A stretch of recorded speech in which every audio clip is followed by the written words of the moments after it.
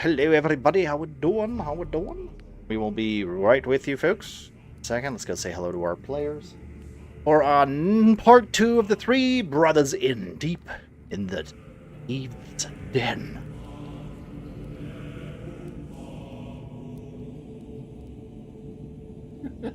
Right. Talking in general. Hello, folks. How we doing? Hello. Greetings. Pratangs. Right. So, let me just go off what my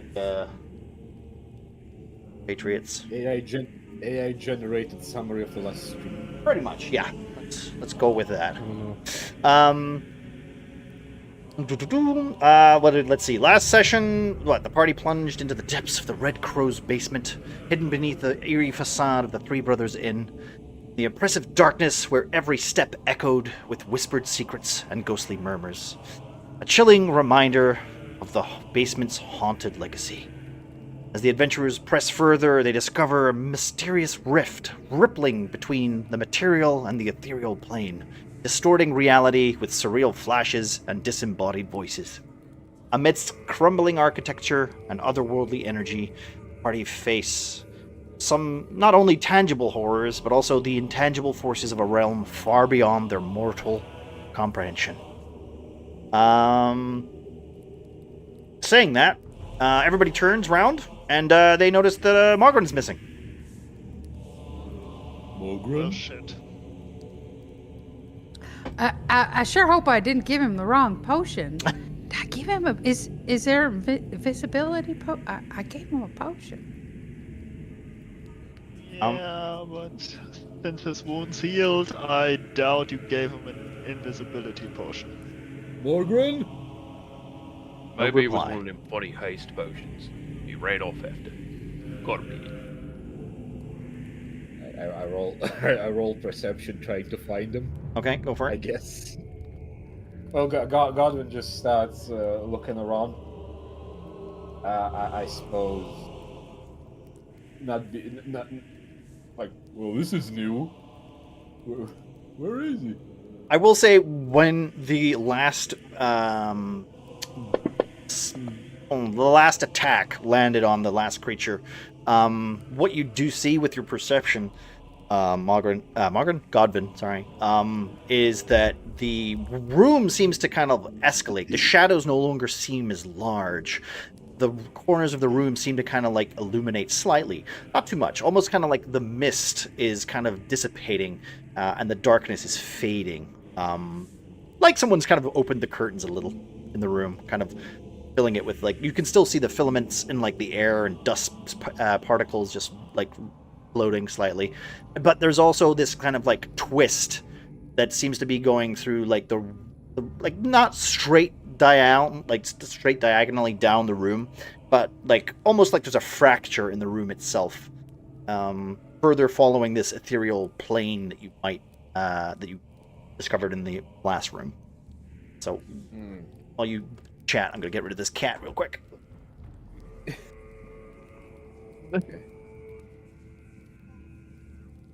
Getting ready to split your beast. Oh no. Just hear the place that cries. cat. So Right. comfy. He's Only climbing. pain. He's climbing on my desk. Now is not the time. Do I sense like the border of the ethereal plane? Is it like, well, say, essentially, is this some sort of a thing that moves around? Is this like some sort of a field, or it's just a presence? all around It us? seems like, with your 20, I will say it feels like you're standing in it. Like, think of it like where you can kind of like, when you're staring out, you can see your nose. You can see like your cheeks slightly, right? But like, the more you concentrate on the corners, it's almost like there's mirrors kind of like refracting light towards you. So from your basic understanding, you feel like this room is either like not the center of it, but like clearly like enveloped in it. Got it. Do we notice the lifting of the atmosphere as well, or is it only Muffin? No, it's everybody. It's literally it's as if the corruption of this area, or this I'm trying to think of the right word for it. This infection of this area has been kind of cleansed just by getting rid of these two, or this one entity that was the captain of the Red Crows. No matter what had happened to him, or this current state in which he is now decimated. Pyrian looks around and goes, well, whatever we are doing, it's working, it's helping. It's looking a lot friendlier. Didn't do all that much, but at least it's helping. You're a little quiet, by the way, Marcy.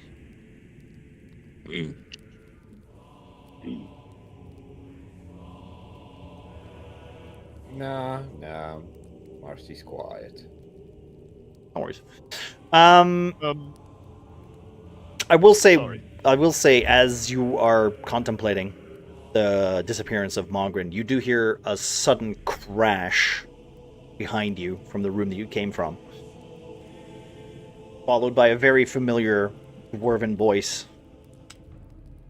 It just Godwin runs out on the crash alone. He's going, Mogren? And Panda, if you want to. Am I with crash? Am I falling? Yeah, you fell. There's no set. Listen, that's a set of stairs that's supposed to come down here. The stairs don't exist when you get to a point. Okay. So it's not a you take damage crash, but it is a oh shit, because the ladders and that you climb down, and then the stairs that you walk down, they eventually just fade from your existence as you travel between whatever this material plane that you were in is now switched to this weird like cacophony of ethereal planes, all kind of like layered together, kind of almost making you misjudge depth, and then falling and crashing. Got it. As Octavia's kind of getting up and readjusting her hat, just who the hell ends stairs right in the middle of you walking on them? Oh, hey, Godwin. What are you doing here? You looking for the Red Coast cache too? Hello, hi Octavia. Come here. The rest are in this room. Don't linger too much. We're on the job. Okay. Kind of just hurries herself up and kind of like starts following Godwin. Yeah, Manick, Yes. on the map there are markers like 0, 1, and I Yep. can spot an 8 or Yep. a 5. Is that wanted that they Yes. are there for us? Okay. That's just for me. That's just All for right. me. Just making sure if they are supposed to be. They are just room numbers. I wouldn't worry about it. Okay. They're Cool, not cool. they're not like objects or items or anything. And I Yeah. put All right. Shall we move on? Last time we already searched the room, if I remember correctly, right? the room. we need to catch Octavia up. The room was searched. The room was Okay. fairly searched anyway. When I think if you guys Godwin? remembered, sorry, parent. If you guys remember, there was I think it was it Ernie and Astrid, or was it Ernie and Mogren with the mask? Doesn't help with Alpaca's not here, but I think there was that saw the mask. It was it was you went to me and yeah. You guys went to either try to pick it up or No. No? Where to go? No. Go? I just had it open. Bup. this is important. Sorry, it's just like, yeah. Morgrim and I saw the Yeah. dark cloudy robes, and we went to grab one, and we saw a mask with eye slots and cracked down the middle, and then we heard, "The mistress will find you. We are but Okay. mere servants." There we go. Yeah. Thank you. Right now we're all up to date. Okay. all right. When Godwin returns with Octavia, Perian politely inclines his head. Miss Octavia, I didn't know you were down here as well. Let me just say, considering Panda might have to disappear for 10 minutes, I wouldn't start role playing with him. Okay. Yeah, sorry. No, we're gonna shut the power off now, so I'll be back in just a minute. Sorry. No worries. Oops. Fair enough. Yeah, I guess we'll just off character and off, not really off stream, but like quick summary. We will catch Octavia up, Mm-hmm. and to the Yeah. best of our abilities. Then we'll have to catch Panda up. Do you want to take a rest while you do this? I did. It's ill-advised, I suppose, to take the rest. I for mean, this. why? I mean, it's up to you guys. Like I said, Sleep with ghosts and wacky. Nah, thanks, like I said, the Suckface. the room seems fine for now. Well, rest is not always sleep. We can just, chill. It Mhm. could just be a so to short speak. rest. Do a short rest. short rest is like an hour or two. So Oh, an Does hour. that doesn't restore HP though, does it? yes, it does if It you use your hit does. dice. Yeah. Okay. It would make more sense if Alpaca was here because he took the most damage. But I don't think anybody else took any other damage. No, I got I did. damage. I did. Okay. We 1 all point. did. There you go. Mhm. Smacked a little. I'm down to 11. Yeah, I Okay. got hit. So I got hit it's pretty hard. So. it's fully up to you guys. Like I said, you guys you're in a safer spot. At least you think so. Yeah, the short rest would map with us updating Octavia. Yeah. Okay. Yeah, All right. We can. sure. Yep. I was Sorry, gonna Aaron. say, if that's the case, Ernie would like try and maybe move something in the way of the doors, like one Close of the doors? doors in here, just to kind of like make a makeshift barricade. Okay, just so that you're I mean, familiar, there. Forgetting it's ghosts that would Yeah. phase through, but he's just like, I don't care, Just so that you're familiar, there is doors that are literally at the south end of this room, and then there's doors at the north side of this room. Those are the only doors that come in and out of this room. There are windows and stuff, but they look out into what looks like the void.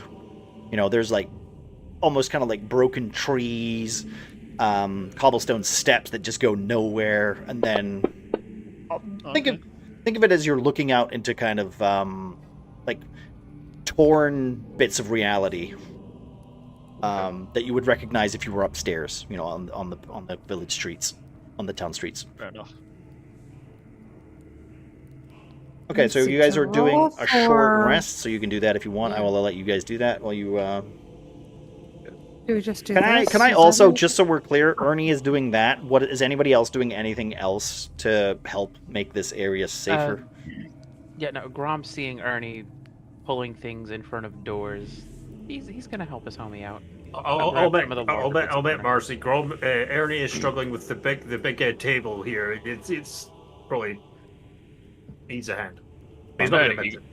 Ernie, we talked about it. You gotta lift with your legs, not your back. You gotta fuck it up. Come on. Oh, for fuck's sake! All right.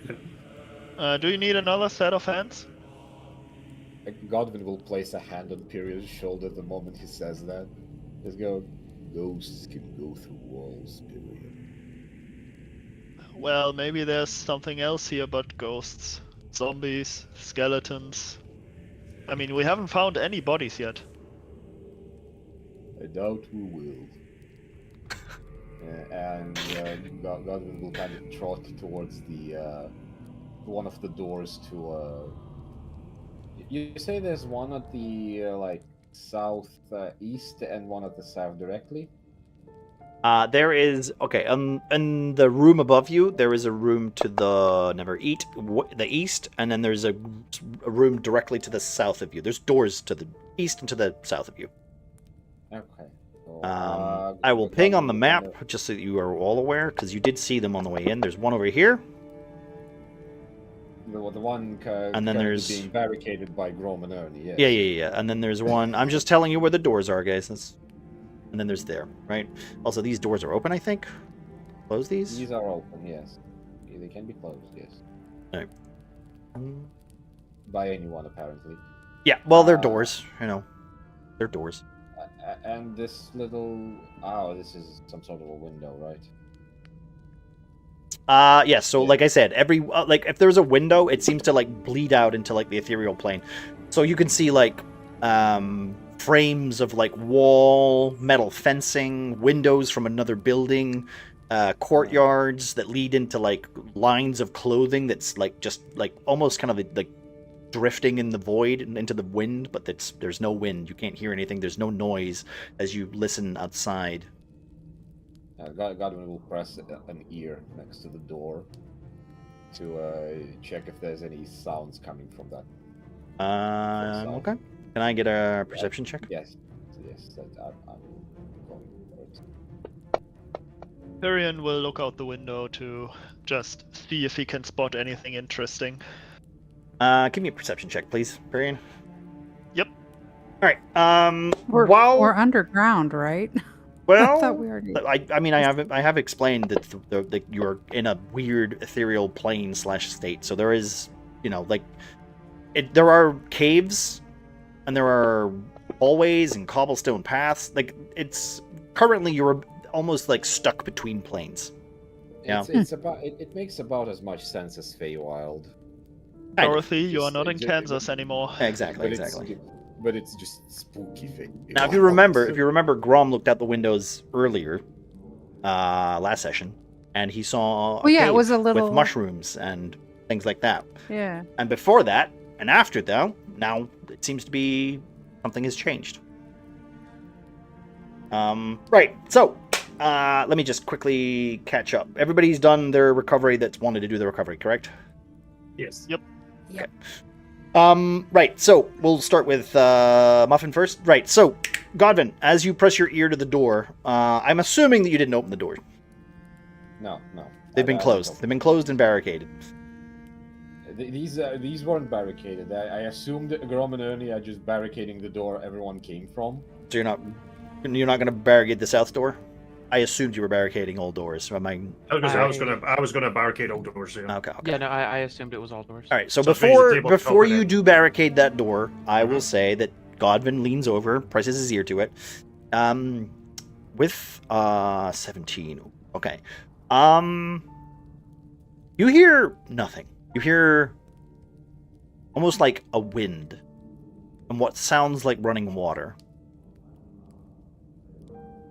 And then suddenly a crash and a squeak as Grom and Ernie are like moving the desk, going, and like just pulling it towards the door.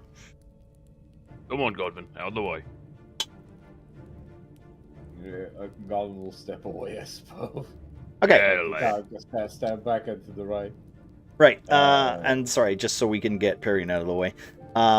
So as you look out the window, you do not see what it shows on the map that we have here. As you glance out, you can see what looks like stars, like lining, yellow stars that are just kind of like gleaming slightly, like a night sky, even though technically it should not be night right now. It is only midday, actually. You don't know how long you've been underneath here, because time seems to travel differently, but you can assume that it's not night. It's not evening. Any constellations I can recognize? So is it my night sky or is it a night sky? It is hard to tell. Mostly because it looks like you're looking through like several panes of glass. Okay. Yeah, so like you can't recognize the stars, you can't recognize what you're looking at. Essentially what you're looking at is a night sky that is kind of filtered through what it's not even actually panes of glass, it's more like tears in the veil. Like literally just a veil. So you're looking kind of like through cling film, glass, plastic, that kind of thing where it's just like it's all muddled and murky. Okay. I would say this is also your first experience with like veil-like behavior with the ethereal plane. You're not really known as an undead hunter. Probably, yeah. Sorry. You I have to take this call. I'll be right back. Okay, no worries. All right. Bean, what's Astrid's plan? So my plan is, as I'm standing next to Octavia, I want to like, as part of like updating her, like after everyone leaves, I want to tell her about the weird, ghostly things we saw, and specifically the vision that I saw before Morgrim disappeared, describing the mask, the how it looked, and just it was just this is the scariest place I've ever been, and I've never heard of such things before, and you've traveled the world. She's not going to reply, remember? I thought Panda was back. No, Panda's back. No, Panda's not back. Panda's gone for like at least 10 minutes. I thought Panda was back. Was just typing, but I got back, but we Nope. might have to shut off power again. Okay, because well we're then- having an electrical issue then. I don't know if it's good to even be here. Well, Be here. while you're here, let's have this moment, and then you can call it if you need to. Yeah. I mean, I guess I can try to play and then just Yeah. I might. That's fine. That's fine. Yeah, I just won't put you at the okay. front. We won't put you at the front. It'll be fine. Okay. So just So did Alright, you guys. hear any of that at all? We need to repeat it. No, I literally just got back. Okay. I just got back, like as you were saying, like Panda's not. Okay. Panda is Astrid kind of is basically giving into you the fact that she's scared. That this is something she's never seen before, and she's asking you if you've experienced anything like this before. And describing the mask specifically that I saw. Yeah, like cursed objects, masked folk, the undead being able to tear through what looks like another reality only to bring themselves to this plane. Has Picking Octavia up ghostly books that disappear when you touch them. had any experience with that? This is what I essentially want you to do, Panda. So it's not like a total waste of the session for you. Is how do you comfort Astrid in this moment? Because she's clearly out of her element. Adventuring was gonna be fun, and this is terrifying. Well, dearie, yeah, I mean, over my years, I've been through all sorts of different things, all sorts of spooky things, all sorts of creepy crawlies and coops and mucks and everything. I've been attuned to a lot of this throughout the years. It's scary. It definitely is scary. I wouldn't say it gets easier as you go through every single time, but when you think about it, most of this stuff, it's all controlled by some sort of magic, like some sort of, just some sort of big nerd that's just got a book that's reading something and putting out some spells out there into the world, and it makes everything look a little silly, makes it a little scary, but you got power. I've seen the way you shoot your bow, and you got some great talent. I think you'll be fine. You don't have to worry about it so much. The ghosts can't hurt you too much. They do have a little psychic damage, but just ignore them. They're not anything.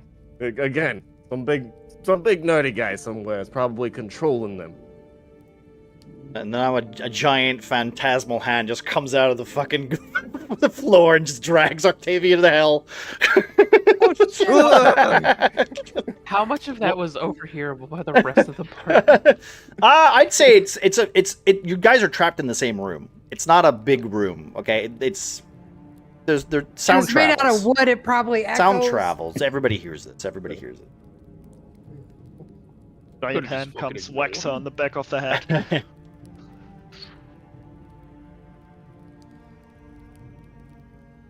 I will allow you, Astrid, to decide if that was at all helpful for Astrid. It's been a while since you've had a little life lesson from her, so Are we gonna sing a song about this someday?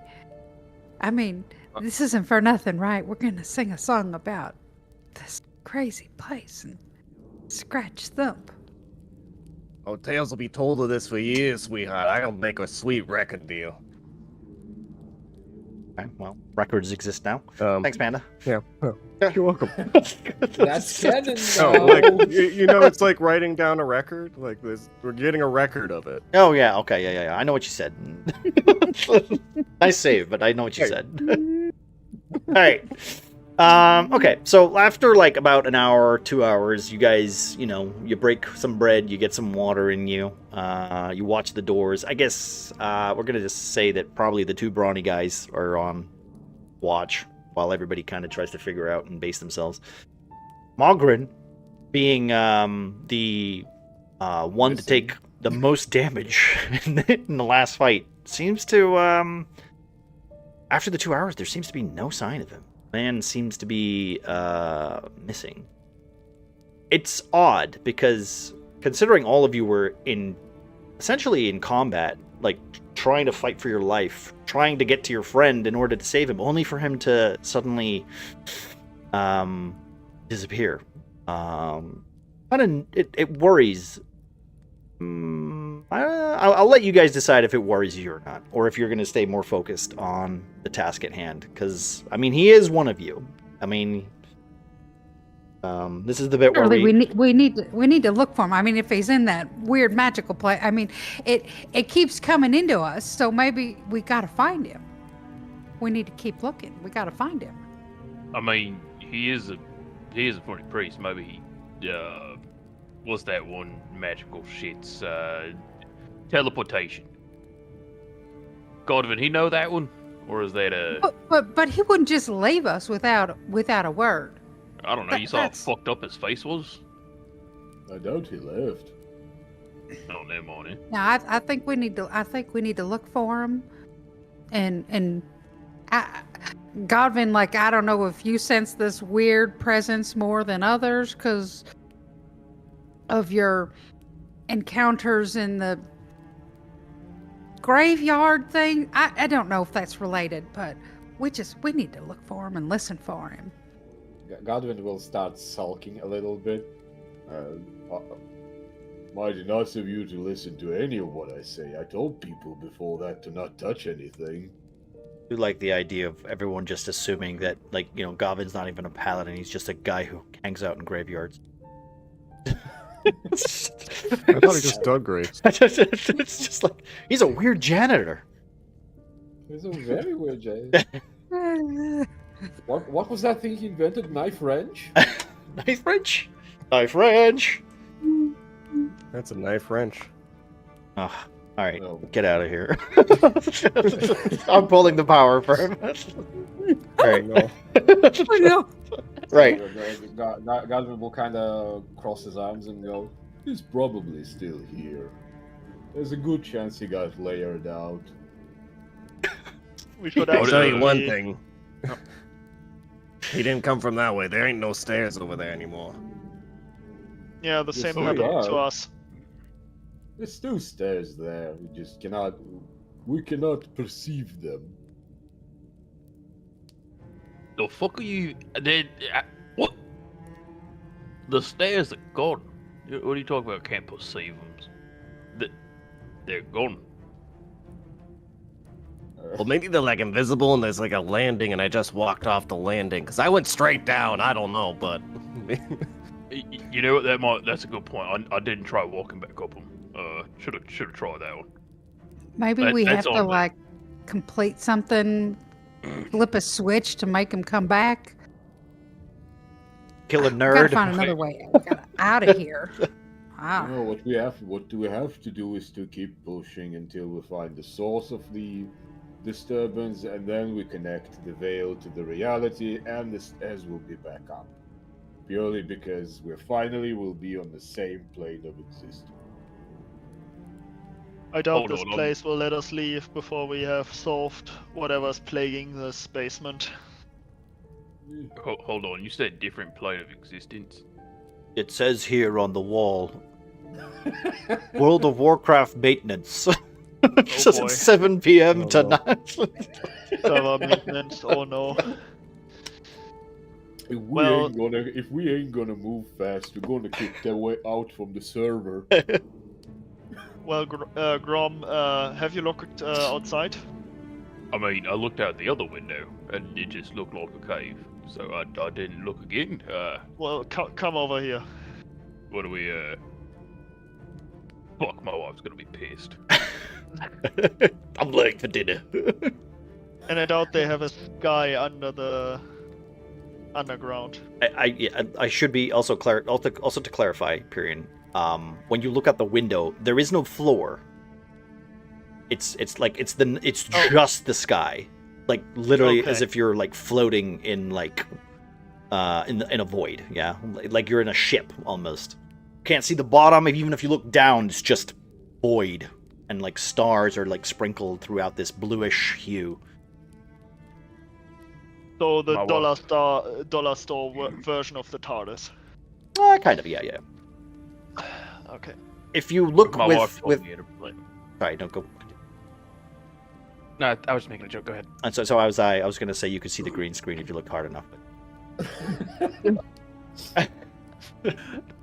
Grub was gonna say his wife warned him about fucking interplanar travel. I mean, she would know.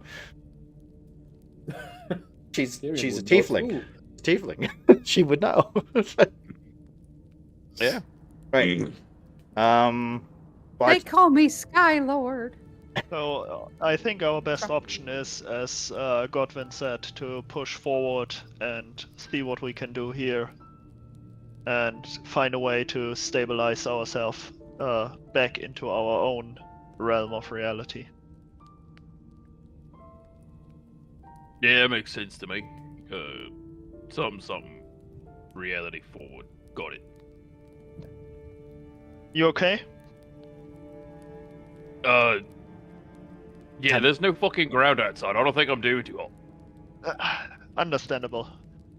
Understandable. Have a nice day. I was just asking because before when we fought the larger, it was a snake spirit or was it a dragon-like spirit? Manic. it was a bones spirit. It was a skeleton that was ethereal, but it was the Okay. skeleton of a snake. So Okay. When we fought the snake spirit, you seemed a lot more. Pyrian is looking for the right word. Unbalanced. Yeah, because I couldn't fucking put like my fist went through it. It's Yeah, it's not supposed to happen. Usually, Yes. if I swing at something with a fucking fat right hook, my knuckles usually hit. This Mhm. time it just fucking did. So That's the problem with incorporeal entities. yeah, I'm not a fan of incorporeal shits that I can't get my hands on. I totally understand. That's why I was asking if you're doing at least a little bit better. I figured. All right, I need some tips because you managed to hit the fuck out of that thing a couple times. What the fuck did you do to smack the piss out of it? I need to figure that out. Well, basically I cheated a little bit. Godwin gave me a vial of holy water, All right. and I coated my sword with it. Oh, that fucking bottle I chucked at it. That think I Yes. missed. Gotta be around here somewhere. Apart from that, not much is going to be really effective, apart from like blessed weapons and items or magic. I mean, I could just fucking roid rage for a minute and try to swing at it again. I mean, it's not impossible to hit them if you don't have anything. It's just harder, you know. Got it. All right. Good tips. Good tips. I'm sorry I can't be of more help. Nope. Oh no, that's good enough. I'll take what I can get. Now, everyone done taking their little nap? The little resties eating your bread. I'm ready to continue. Where there's so many places to go. Do we go back where we came from and go that other room up there? Oh, I mean, I think we should finish investigating in one direction, maybe. I mean, Astrid kind of has a good point because if we go back that way, loop around there, that room might have something that's important for that other direction. I mean, fair enough. I mean, I just don't want something to sneak up on our backs if it's coming from where we came from the other way. I mean, while we were barricading doors, I heard Godwin. He said ghosts go through fucking walls, so that shit's kind of useless anyway. Indeed they do. But as I said, we haven't found any bodies yet. The barricade would be at least effective if we meet any zombies or skeletons. Alright, then, suggestion, we leave the southern barricade up. Well, whatever direction that is. Go back through the other door. And then hit that other hallway. That seems like a decent move. I can get behind that. Sure. all right. As you guys start to plan a route, can I get you guys could open up your Formation. Your formation for your characters, just so I know who's in what order. Is it going to be the same as before? Dragon. Godwin will take lead for this one. Grom is might- gonna let Grom's gonna let Godwin take the lead because he seems to know a good bit about ghosts, and That's Pyrian is up there with Yeah, him. I'm good with where I am.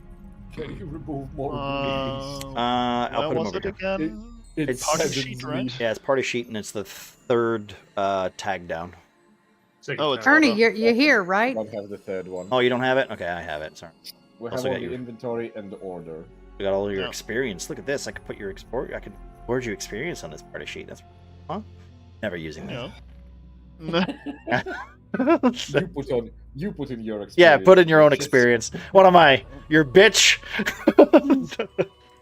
Yes. Also, actually, do you know what? Panda's not here, right? He's not here right now? I'm here. Okay. You get 150 experience for your little pep talk. Ooh. Ooh. Right. That Okay. was- Thanks, Auntie. That's looking Is that- now, actually, too, after I talked to her. to ask. Ah, that's a good point. Next session, everyone's a fucking motivational speaker. You just start like give me a second. Let me get ChatGPT up. In motivational speech. And then you get Insulting the- DM. After zombie to- bites you. Then you get the Will Wheaton, just do it. Yeah. Okay. That's what he's doing. Wait, no, it's not Will Wheaton, it's fucking Shia LaBeouf. No, it's Will Oh Wheaton. yeah. Oh, it's sure. Will Wheaton now. It's funnier if it's Will Wheaton. Fair enough. It's the Big Bang Theory, man. He's my mortal enemy. Okay. Whatever. As you approach the door, actually before we do that, Astrid, are you looking better? Are you feeling better? Is there pep in your step? There's pep in my. I'm feeling like there's purpose that Oh. it's not gonna work. I mean, she's been through shit and come through the other end, so maybe we won't die here. Yeah. Only lost a few of my marbles.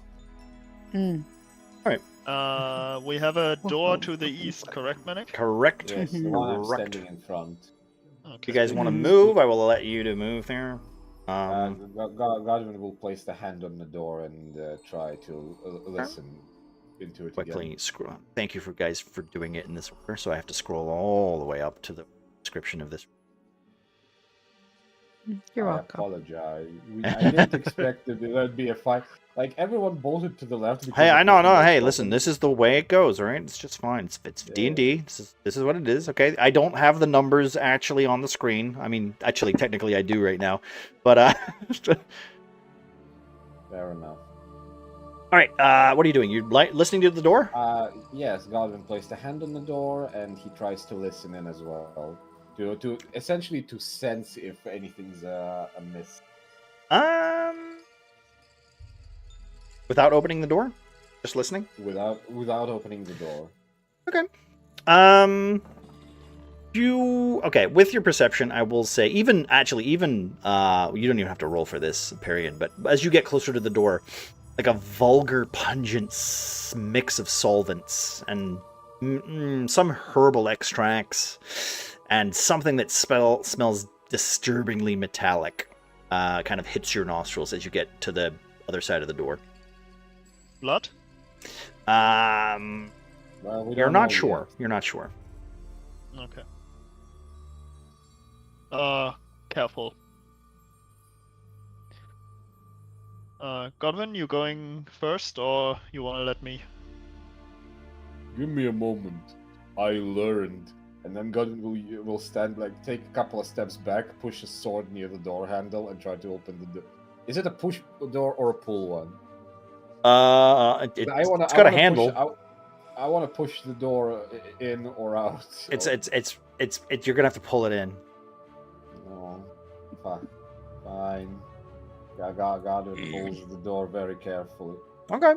Door? With a sword handle, I suppose we'll try to lodge it in. Okay. I need a you know what? I'm not even gonna waste my time with a roll for this. As you try to fucking use some improvised feeds tools to open a door. You open the door. You see a dimly lit room that reeks of stale chemicals. Some Glass vial bubble and hiss despite their abandoned state. Their contents swirling in unnatural hues. And give me an intelligence check. And Ernie, Grom, give me an intelligence check too, please. Actually. My strongest roll.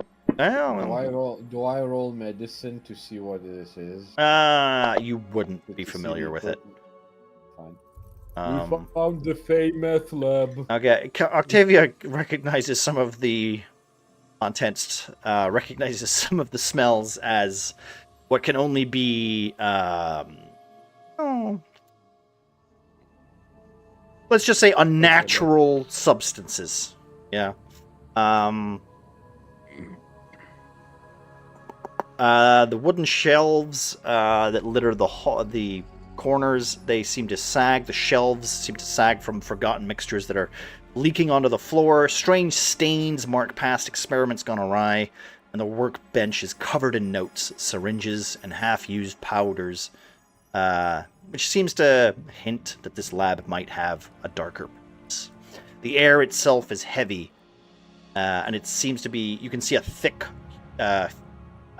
essentially like a cloud almost, or fog of fumes that seem to like swim around the center of the room. By the center of the room, I mean the desk, sorry. You can go in, by the way. It's if you want to go in. I'll allow you to go in.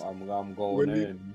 When you say unnatural, Unnatural, I mean hard, like there is some hard drugs. hard drugs on like that are clearly in this area. This is a lab. Got it. As Godwin steps in, I'll have to repeat myself. Please don't touch anything. You might not want to sniff anything either. Ugh, it smells horrible in here.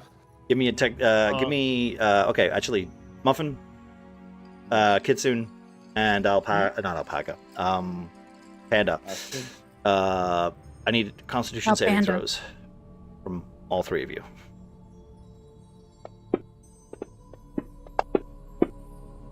Yeah, I did bad. Ooh. Yeah. So you go to say, "Hey, don't breathe in," and instead you just, see Mogren like sitting on the desk, waving you over, and he's laughing. You know that scene at the end Wait, of Lord Morgren's of the not Rings. here. You know the scene at the end of Lord of the Rings Yeah, where Sam comes in and Frodo goes, oh, and he's got that face on his face. That's what Mogren's got on his face. He's sitting at the table going, oh, and he's moving in slow motion as he stands up and he starts running towards you. And then he just disappears as he gets to you and fades into a fog. Well, Margaret was in here. Harry and She's like breathing in deeply as she said, "Do not breathe this." Harrian, Octavia, and Godwin, you are currently, any dexterity rolls that you take from now on are at disadvantage. Okay. Anybody else feeling a little lightheaded? You and me both, sister. Pull my bandana up over my mouth. I don't know what's going on in this place. Oh my god. Just like that one time I had to dig a grave in a swamp and hit a swamp gas my pockets. Ernie, I don't know about you, but I'm not going in there. Looks like it reeks. Just gonna stay over there. It's a little bit weird that they're talking a bit slowly as well. Yeah, that's another reason I ain't going in there. Should we I've throw already some got ropes 70 on them and breaks, try to so- pull them out? Got to turn on the bot. That was my bad. Babe, who's that for? I mean, Who's that for, babe? Who do you want to give the inspiration for? Eeny, meeny, miny, mo. Morgren! Manic, you said there are Yep. records or like experiment logs lying around? There is literally pages all over the over certain desks that you can see that they seem to be like scattered. Some of them are stained, some of them are damaged, some of them are burnt. But each table seems to consist of another kind of table, which has, not entirely sure what the experiment was. you can't really put it together with like everything being so like thrown together. You can clearly tell that this room has kind of been it's holding a lot of supplies. It has a lot of mixed equipment for different things which don't seem to correlate together. You know, like there's like I said, hardcore drugs, salts, acids, like usually these things are like one in one, but there's also like scalpels and what looks like medical equipment too. So Is there anything useful labeled laying around? Like, I don't know, finished health potions, holy water. I mean, Something honestly, like that. if a vial of acid is just labeled as acid for don't consume Yeah. it purposes. I mean, Yeah, we're already on acid. yeah. Well, you're on something as you inhaled. There's nothing that seems to be like inherently labeled. The people that were clearly working here were not thorough. They seem to be novices at their work. Great. Since my divine stuff reset because of the short rest, I'm going to use the divine sense here as well. Okay. Just to essentially scan the room for. For me, it's undead, but I suppose the ghostly stuff as well. So. Okay. That. One of my stuff. I think Okay. that's the wrong button. Give me okay. Period. Also give me a perception check really quickly.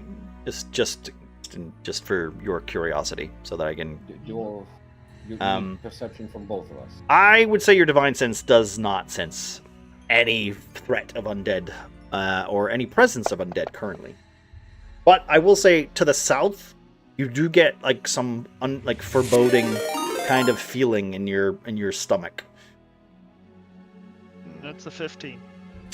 Okay. One of the tables. What? Oh my god. What is going on? Hello, Eric. Thank you very much for the raid, buddy. Appreciate you. Is that the new Raiders. BL? I'll wait till this clip's over. 30 seconds. What? And then continue. Thank you very much. Hope you're doing well, bud. How's your game going?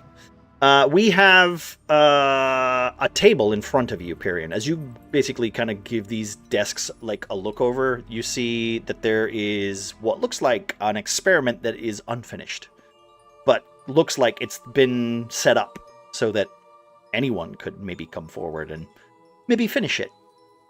Okay.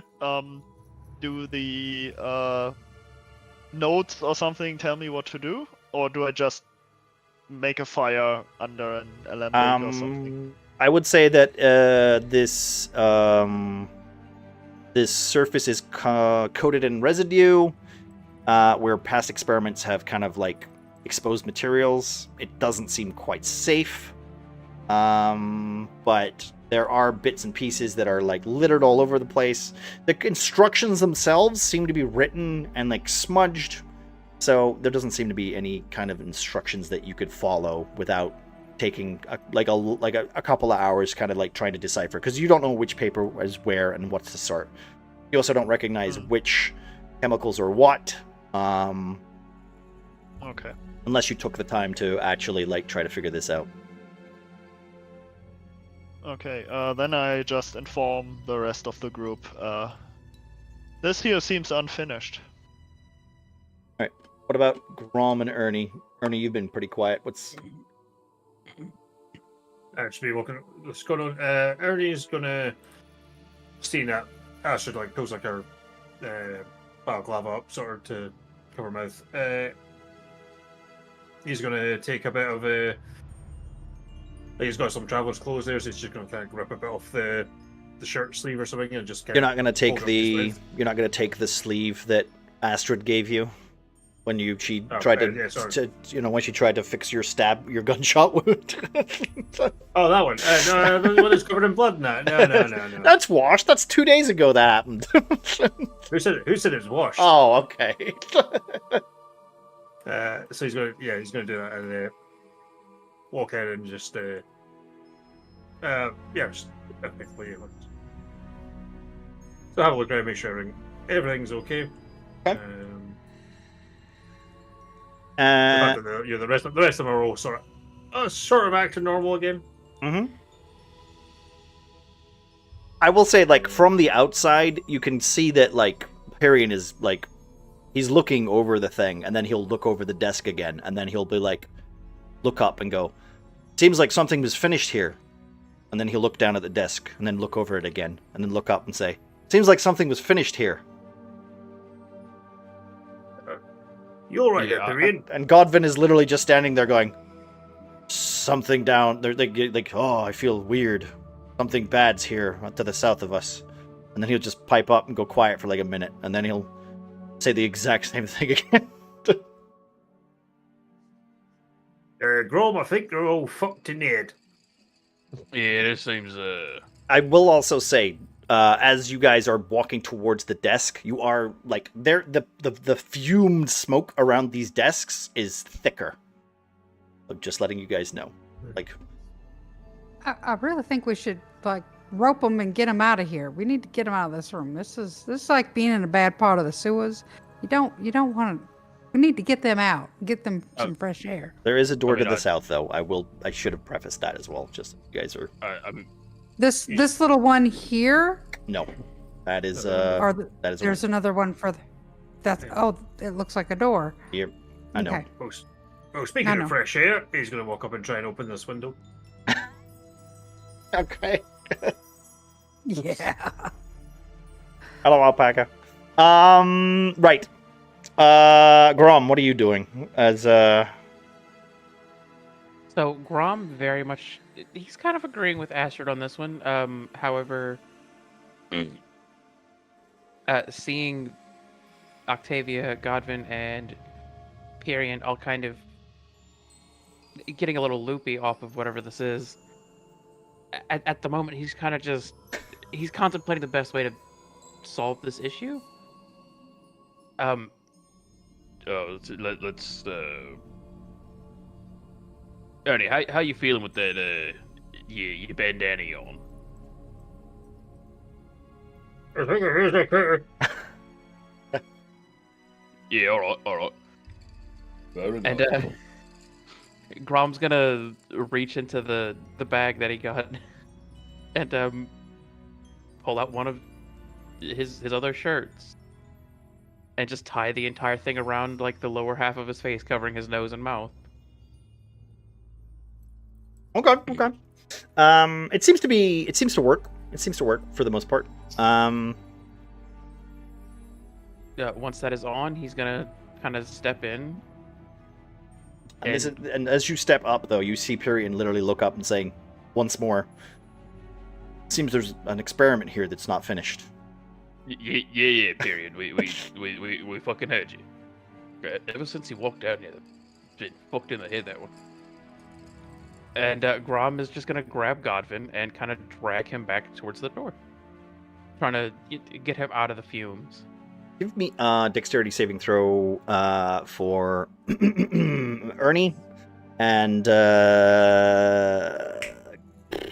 Godwin, do you fight it? Stand there? That's a question. From Godwin's perspective, like, no time has passed ever since he's said this once, right? Yeah, technically, no. Like, you, literally, as you finish saying it, you haven't realized that you've been standing there for like a minute. Okay. Think of it as like, did anyone ever see Dread? The movie Dread? You know, Yeah, slow mo. Mhm. You know the drug slow mo. That's basically what you're currently kind of dealing with. Okay. So do I see that it's Grom who's dragging me away? You don't see who grabs you. You just see a force kind of like whooping you out. Yeah, kind of. Obviously, I will be resisting if it's unseen, but given the fact that I'm at disadvantage, there's probably not going to be much done about it. So. I mean, you're at disadvantage at dexterity saving throws, not strength Yeah, saving there throws. you go. You told me to do the dex save. Well, no, dex saving. Yeah, you have disadvantage at on dexterity saving throws, Yeah. not strength saving throws. But if you're gonna fight him, that's- that would be strength. Fine. Yeah, then I'm just gonna be sorry Sorry for the next roll, everybody. We're getting people's hopes up for failing. Okay, it's alright. And then, Godwin will kind of dig his heels in until to first stop the forceful removal from the room and to get a better look at the assailant. That ain't happening. Okay, you just suddenly you find yourself at the door. I'm gonna be honest. I don't think you need to roll. Didn't need to. Still wanted to. Okay.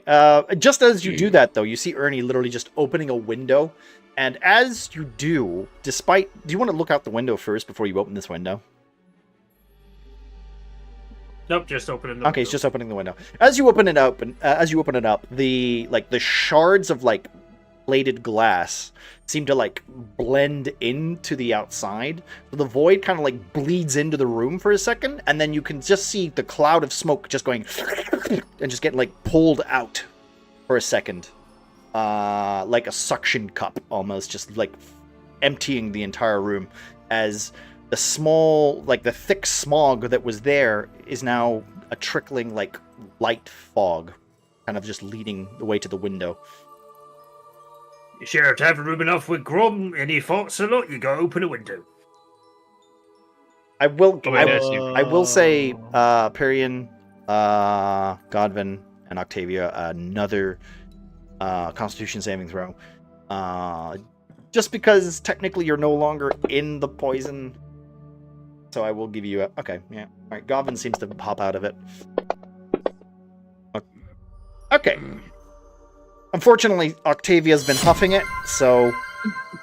yeah. I would have said that, Octavia went straight to the table where she saw Morgan and was just like, well, Morgan was right there! You look like he just meditated! Just Taking another deep breath. Oh yeah, that's the stuff.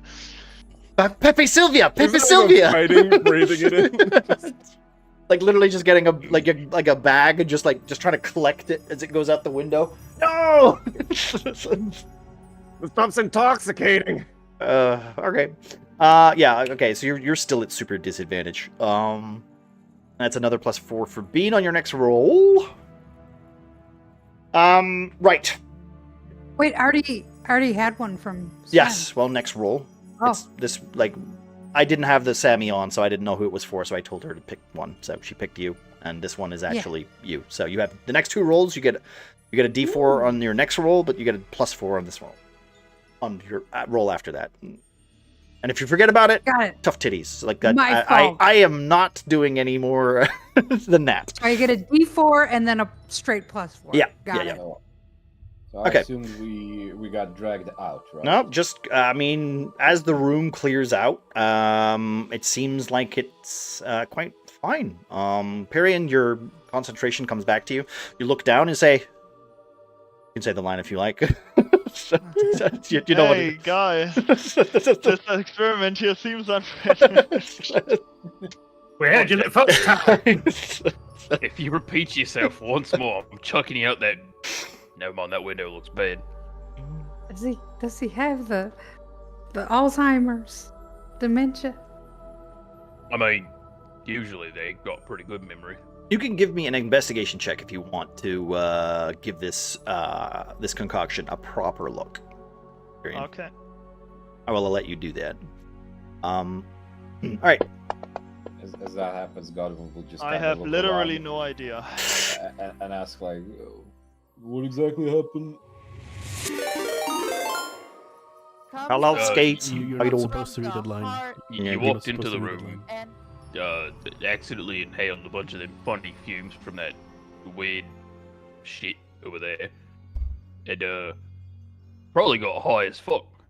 You know. Well, not the worst thing happened on the job. Morgan, you would have been better here.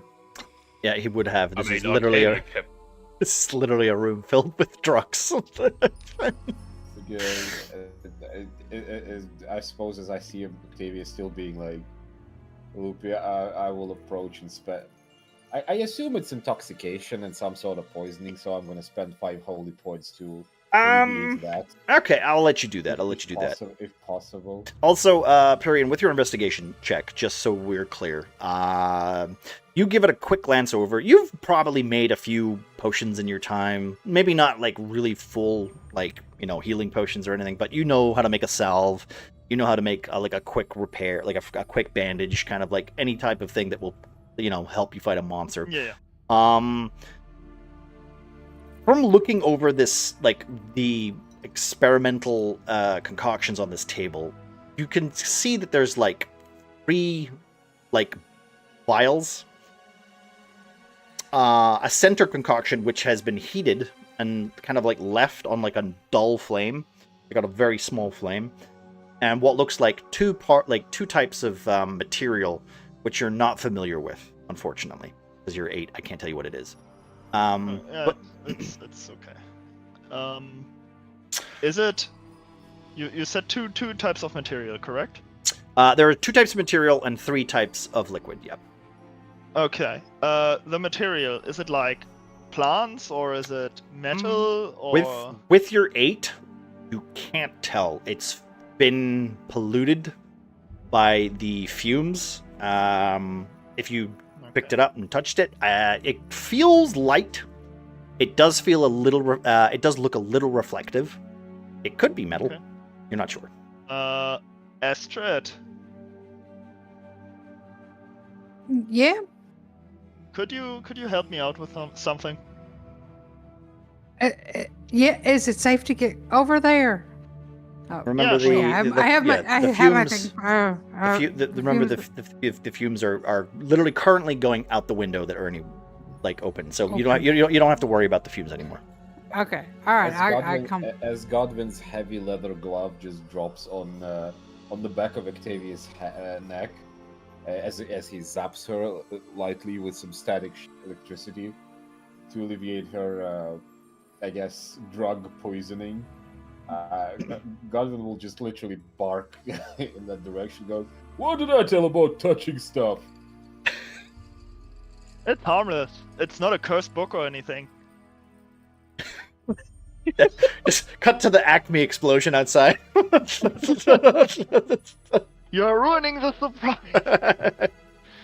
God damn it, Manick. Sorry, my bad. Pay no That's a attention to that couple of nice man things. behind the curtain. Yeah, ignore the man behind the curtain with the dynamite. Mm-hmm. What are you looking at here? Do you know what this is? That's what I'm trying to find out, and I thought it's maybe some kind of metal, and since you are probably the expert for this, I wanted to ask for your opinion. Okay. So I'm looking at the. Give me an What do you want me investigation to roll? An investigation. Well, to be fair, instead of asking me what you want to roll, I would rather you came at me and tell me what you want to do, right? But Well, you're just looking at what's there, and it's yeah. I mean, I the know raw I know I'm the ingredients, DM. I'm the one who is telling you, but like if you come to me with something and kind of like convince me, I would prefer. Mm. But investigation works. As you give a quick look over these concoctions, you're not familiar with the substances. You do recognize some of these metals as, well, they look like almost kind of like scraped iron files. So like powdered iron mixed with like little not ingots, but like very tiny kind of like slivers of either silver or iron. You're not quite sure. It is a type of metal, but it has been polluted by the smog that this room has been. And considering this room is also kind of affected by the ethereal plane blending with the material plane, you're not sure if there's magic that has kind of impacted this corruption too. And it's not just the incredible amount of drugs that this meth lab has. Yeah, so this one here is definitely like an iron, kind of like if you shaved it, like when you're working a bar. But these other ones, it's like they're familiar, but they're not familiar. So just so I can explain, the 3 substances, I will give you the color. There's green, there's blue, there's red. You can't tell what they are.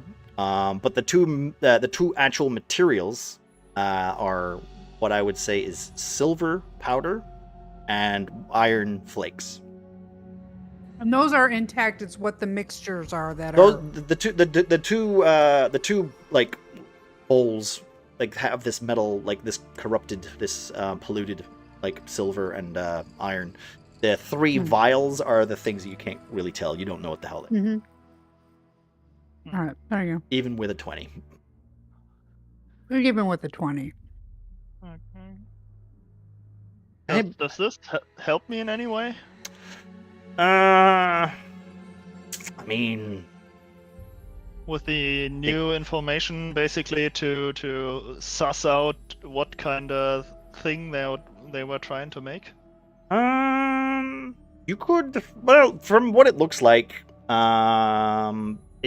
they've been trying to make severe amounts of intoxicating drugs, probably to sell on the black market. You can tell that much. Mm-hmm. This one in particular doesn't seem to be doesn't seem to be related. Could be something different. You're not entirely sure.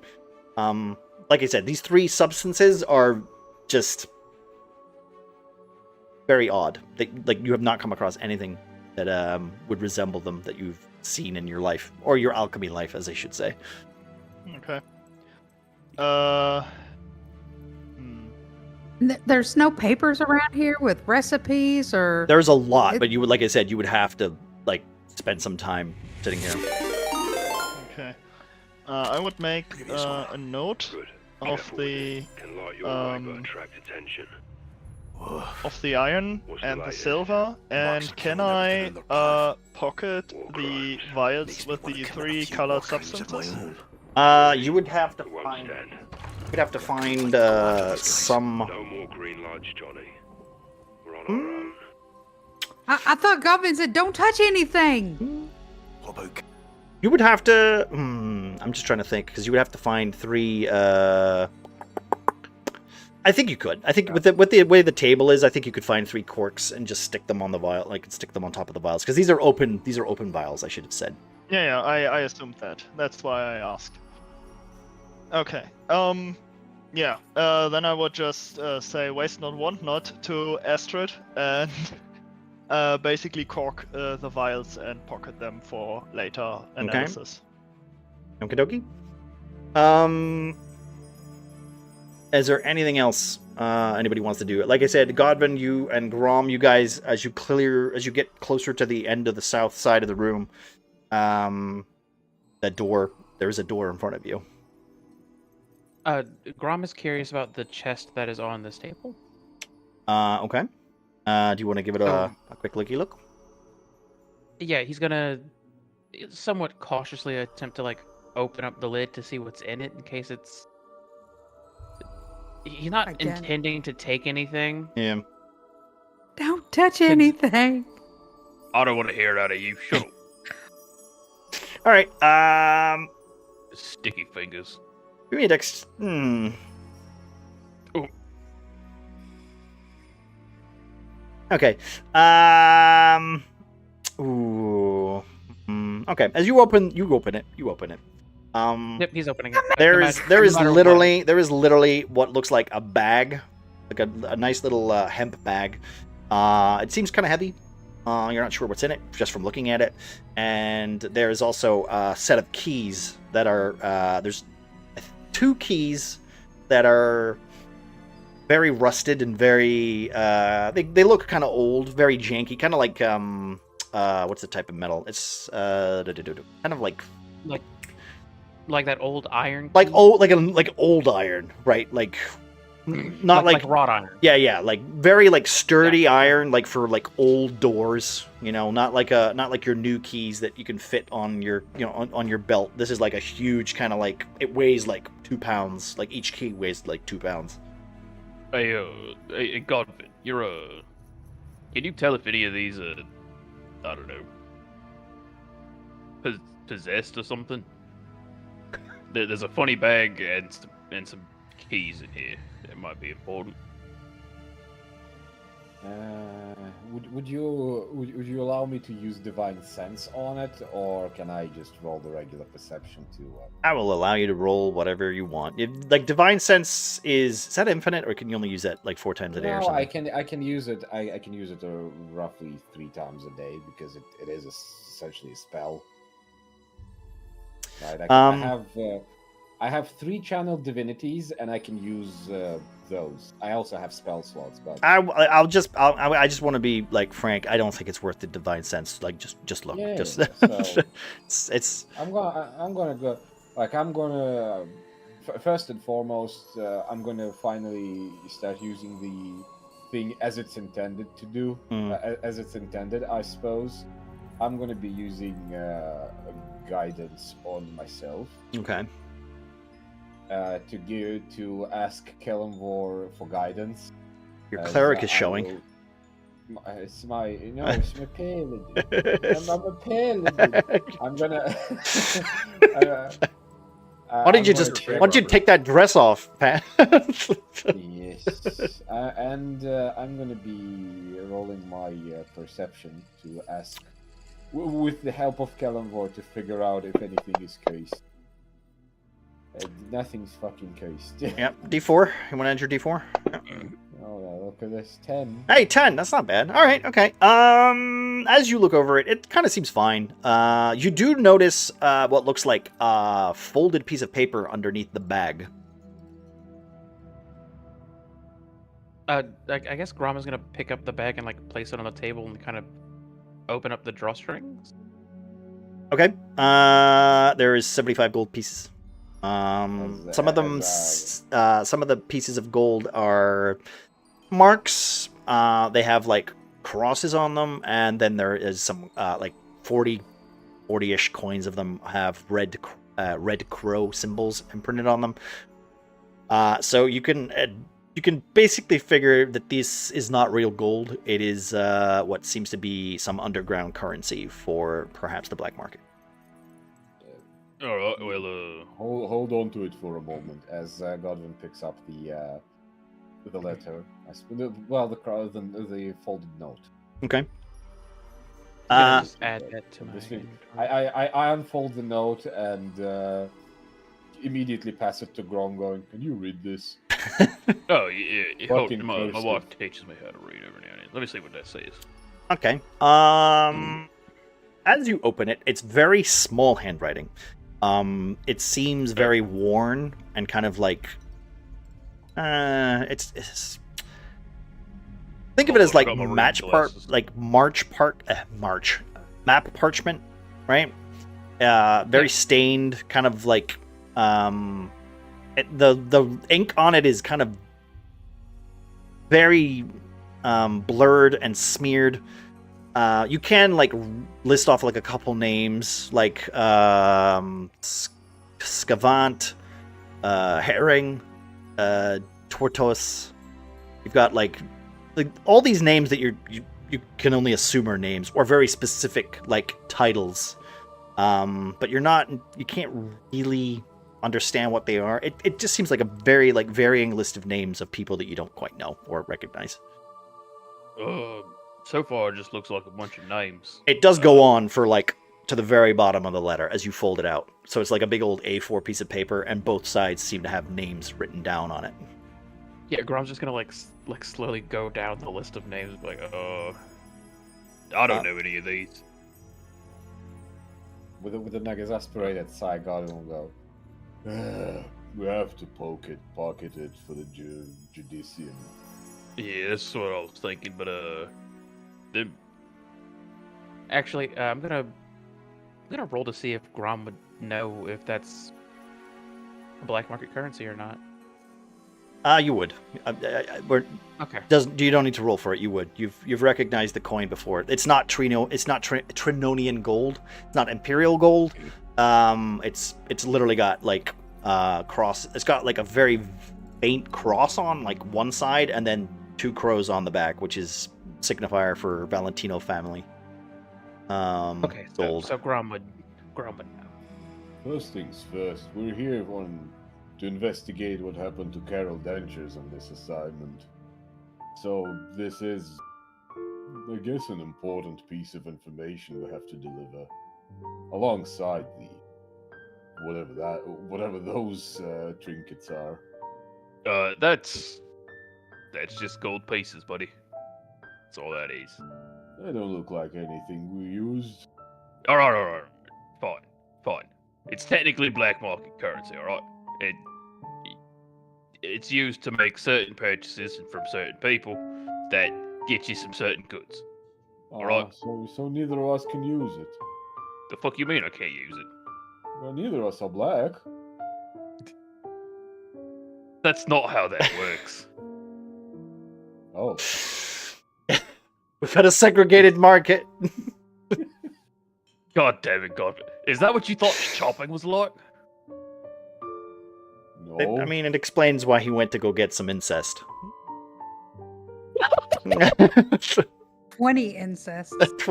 50 pounds of incest. No. 50 gold pieces worth of it. That's it. Play the idiot character, you said. What? That was a very amusing joke we made off stream, by the way. So, Okay. anyway, that whole section is over. Yeah, right. Okay. Okay, you guys start to hobble around the room again, and can kind of say that this was clearly it's a room that is must be like a drug den, or you know, there's some boxes that are littered the halls and kind of like in between the desks. You kind of fumble over some chairs and stuff. It's clearly been abandoned. You don't know for how long. There are some potions that are like either like dried out.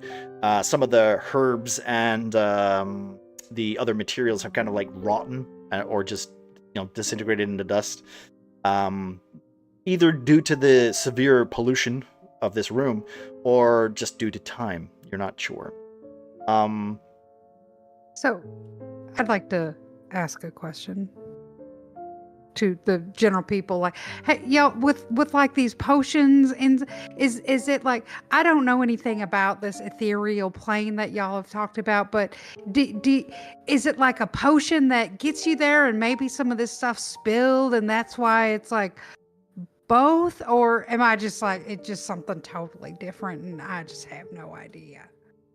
There's plenty of ways to go to the other side. Being blasted by an explosive potion is one. So maybe this. Yeah. Wait, other side? She's talking about getting high, and you're talking about dying? I think she meant the astral plane, not the plane of the dead. Whatever. Well, I mean, we see things that look like they're. I don't know what it is. This is my first encounter with anything that's there that isn't there, and people disappearing, and is it one of these potions, and that is that how that happened here? Astrid, that's slightly above our pay grade. You want to talk to the DM about that? What's a DM? Have you written a letter to God, Dad? I don't like this room. I think we should go. All of these are very important questions to be asked for someone with much more knowledge and authority than we are. I wish Morgan was here. He's just sitting at the desk behind you. Slowly, Samwise Gamgee running towards you, turning into dust again. Look, there he is again. Where? Three-headed monkey? Hold on, let me sniff a little bit more of this this fog and see if I can see him. Octavia, you put that fucking bottle down, goddammit. All right, fine. Nobody wants to have fun. Arian took him. This could be dangerous. Don't anybody bump into him. If I can't sniff funny fumes because my fucking wife, neither can you. Yeah, that's the reason you shouldn't do it. The reason he does it. Okay. All right. Okay. There's a door to your south. I opened the two previous doors. Oh, so you're gonna open this door? Oh, all right. If you're gonna complain about opening doors, get fucking out of my way. Godwin will take a couple of steps back. All right. Grom's gonna just open the door and immediately step through. He's like, what the fuck we gotta go? Okay, as before you Well- step through, though, let me well, give Rob's let me dead. let me As you open the let- door, let- I pull up my balaclava again and cover my mouth. before you open the door, let Hide. me read the room description so that you can you know what you're walking in. Yeah. Okay. The air is stale with suffering, thick with the scent of old sweat and iron. Shackles dangle loosely from cracked stone walls. The restraints seem to be broken, and they tell stories that clearly people have been trapped here. Rotting cots are crammed into the corner. The straw within seems long since excuse me, fucking English. The straw has turned from straw to filth, basically. It's kind of taken away, desiccated. That's the word I'm looking for. Thank you. It's dried out, kind of just nothing. It's almost like if you took the straw in your hand and squeezed it, it would turn to dust. It's been like this for however long. Can't quite tell. Bloodstained footprints seem to be faint, turned from a dark red to a brown. And you can see that there seems to be, like, almost not leaving the room, but, like, just circling the room. As if people have been trapped here and, you know, had nothing but time to kill. I will say you can actually come into the room. Have a proper look at it. Oh. You can see that there are 4. They're not actually active. They're dead. They're no longer full. There's no wood. There is no nothing but ash filling each of these furnaces, these braziers. And you can. I would like. No, you know what? I'm not even gonna let you do this. I'm going to do it for you. Rude. Yeah, I know. I'm sorry. I mean, I have this. I might as well use Wait, it. I get a +4. Yeah, I know. No. By the I way, forgot That's- my D4. Have the 10 minutes passed as we were fumbling above around? You say. Sure. Oh. Okay. That's a cool thing you can do. Oh, I like Morgan. Oh, fucked so up. I pass instead of fail because of my D4. Because my you're +4. D4. Well, you don't know what I'm asking you to pass for, but it's okay. Remember Well, it when? says- Remember it when says Kitsune fail. passed and he had a mental breakdown? Yeah, true. Right. Okay. So yeah, no, you passed too. Okay. Everybody. Ernie. Okay, I'm not gonna kick you out, but Ernie, Godwin, and Astrid, as you come into the room, Perian. Ooh, yeah, you just failed, unfortunately. As you enter the room, you can hear what seems like screaming, but like it's not in this room. It seems like really far away. Like someone is like trapped somewhere behind one of these walls, but the voice, you just can't find the source of it. I pull my bow out. I will also Knock say, an arrow. Godwin, considering your relationship with the dead, this place feels evil.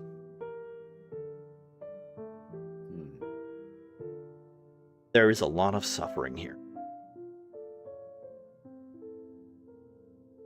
I think the screaming is just basically all around the room. You can't pinpoint an exact. You can't. Direction. No, it's more of like it kind of echoes, so you can't really see where the voice is coming from. Who is that? There, somebody needs help. Is it? It doesn't sound like Morgan, right? Somebody needed help. Doesn't sound like anything. You can't. Sorry, Perry, go. Did you guys huff the fumes again? You didn't hear it? You didn't hear the screams? You don't hear the screams? Would you like to hear this? They Wait, don't wait. like And I'm- screaming except for you. And I'm like moving around like with my bow and my arrow and just kind of like aiming in I all don't hear directions. anything. Sorry. Do you want to try? Octavia's do you- gonna try to calm down Astrid a little bit, Okay. because I assume she doesn't hear the voices, right? No, I mean, do you want to hear the voices? Do you want to try Okay. hearing the voices? I mean, I strain my ears. Octavia will Okay. Yeah, Octavia will try to calm Astrid down first, and then maybe Okay. try to strain. All right, just like- Purian, give me another perception check, please. And Octavia, you can do what you want to do to calm down Astrid. Octavia's just gonna kind of like put her hands on like Astrid's shoulders and just be like, Astrid, calm down. I don't hear anything, but I think we're okay at the moment. Just relax. I think we're okay. Somebody's in terrible pain. It's terrible.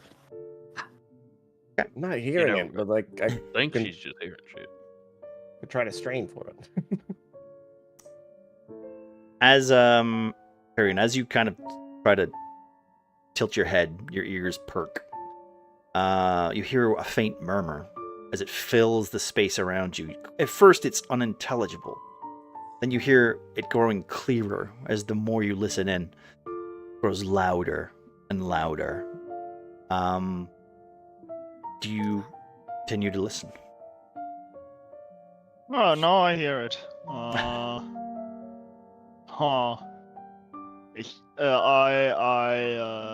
look around a bit and I'm like, I mean, we just were on the other side of this wall, so it can't come from the left or from the west. The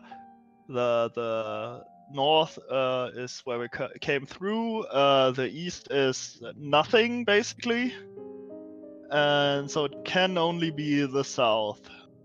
And I move to the wall and like start petting against the stone to see if there's some kind of hidden passage or anything. Okay. While Purian's doing that, is there anything else anybody would else like to do? Let's give us let's do a proper investigation into this room. Let's hear what you guys have. While they're listening for this sound, Grom's gonna come and check out this device on the south wall and kind of try to puzzle over whatever the hell that is. Okay. Give me an investigation check. Ernie, what are you doing? Oh, excuse me. Sorry. Ernie's going to have a look at these chains that are on the ground next to him. Is there any, or is there like a skeleton in it, or are they just No skeleton, but there is what looks like brown stains that litter the coils that would go around people's arms and legs. You wish to investigate further? Yeah, I'll just have like, check around here and like even see if I can listen for the sound if it's coming through the walls this side. Okay. Give me an investigation check, please. Grom, as you look at this device, you will notice that it seems to be, for a second, as you kind of like, you squint and you get a little closer, and you see the chair in front of you. It looks as if there's like coiled chains that are like wrapped around, and then what kind of looks like sword marks that have been kind of like cut out of the pillar. And for a brief second, you see what looks like ethereal blue shape staring at you. A man screaming, but no voice, no sound. As you can see his ribcage being like torn to pieces by each smash of like what looks like a heavy mallet kind of breaking into him. And then it's gone after a fraction of a second. That sucks. I think as a bit of like a way to like for him to show some form of respect, he's gonna break the he's just gonna break it. You're gonna break it? He's going to attempt to like break the area where the guy's hands would have been restrained at. Oh, okay. In a sort of like, it's like, well, you did, but maybe I can at least free your spirit type shit. Give me a wisdom saving throw. Okie dokie. Also, Ernie, give me a wisdom saving throw. Double one. Yeah, that's rough. Man. I hate this game. Yeah. hate digital dice. Roll the same shit. All right. Okay. You So both roll the same thing on wisdom, yeah. So, what is everybody else doing? Let's what's Godwin doing? What's Octavia doing? What's Astrid doing? As everybody else seems to be like exploring the room. I need to know because I have to describe what the fuck Ernie's about to do. I am moving towards. Is there? Oh, is this a win? Is there another door in this room? There is no door in this room. This is clearly a cell with what looks like the windows. By the way, these windows are kind of slits that would lead to like the street level, but they're basically kind of like pointed off. They're like caged off. This is supposed to be, as you could already tell, some sort of prison, some sort of cage. I am backing out of the room. Okay. All right, Octavia. I was trying to calm down Astrid a little bit, but I Yeah. guess like as maybe following her a little bit, check out this brazier over here, see, because you said they were. Did they look like they were lit before? Or They are spent. They're exhausted. Yeah, they're exhausted. They're spent. This room has not been seen to for quite a while. You can tell by the stains on the floor. You can tell by the fact that there are no bodies, just remnants of blood. Got it. I don't see any kind of fuel for that. I'm assuming around in the room. Okay. Unless you want to put some fuel in yourself. I don't know that I have anything. Maybe. Okay. I mean, I have like an oil flask, but I mean, that's something to put in. tinderbox. It'll last for a little, like maybe an hour. Maybe less than that. It's relatively dark in here, I'd assume. Currently the light is coming from whatever you are carrying, or whatever Got you're it. seeing. No, the other room, basically, the open door. This is a very dark room. Very dark room. I'll try lighting this one while I'm standing here. Okay. It takes you a couple minutes to kind of like just find something to like pour this oil on and just set a fire. While you do that, Godwin. Godwin stands with like one of the palms covering his eyes, rubbing the what do you call the space between like the forehead and the nose? Bridge. Just rubbing the bridge on his nose, going, "For the last time, please don't touch anything. Please don't set anything loose. Just, Everybody here is dead." I will say, right? I mean, I get it, but also, like, Muffin, like, it's D&D. What do you expect? All right, nobody touch anything. All right, okay, let's move to the next room. Nobody touch anything. This is a boring D&D adventure. I understand, but it's basically Godwin just going, "Please stop fucking about." Like, no, I'm just gonna go kiss a ghost. Yeah. Why not? Hey, Ghost listen- wife. Don't touch the giant glowing death rune, please. Hey, listen. Godwin, I'm dead. I told you not to touch it. Yeah, that's just what we want. We want fucking Godwin to be like, "I told you so." Told you so. Right. I told you so, Jenny. Yeah. Don't have sex with the AIDS men. Oh God. Right. Okay. As you were having a thought, I guess, and then kind of just presenting yourself to going to help this situation over by Octavia and Astrid, you see him you see her starting to light a fire, maybe just to light the room up a little bit because it's a little dark in here. As you do that, unfortunately, you glance over and guess what, Ernie, you are staring at these cuffs. For a second, you glance away to the party behind you, then glance back as you see a small boy who looks terrified. There's fear in his eyes. You can then see what the oils, the cuffs, are wrapped tightly around his ankles. Blood hardened. And basically the calluses of the skin seem to have hardened into the actual metal. For a moment, you go to lean in to help him, and then you hear a deafening scream. You take.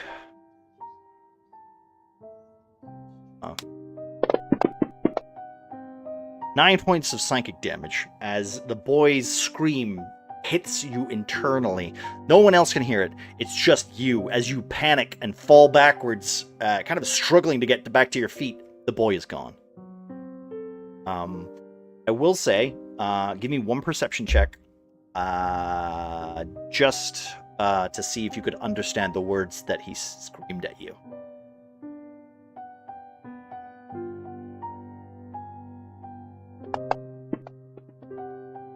You don't understand shit. Dude, different dice. Change your dice. I know, change my digital dice. Yeah, no worries. Okay, I got some new ones, guys.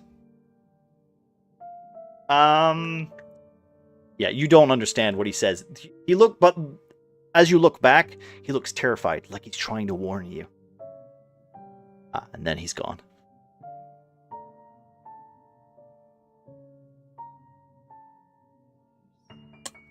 No, Jesus fucking Christ. Or God, Tear Christ. Tears Christ! Tears crossed. Putting fingers in my ears and just like, wiggling the fingers just to like try and get rid of the ringing. There is also blood that seems to be dripping out of the corner of your ear. It kind of ruptured you, almost. The ringing will not stop for quite a while.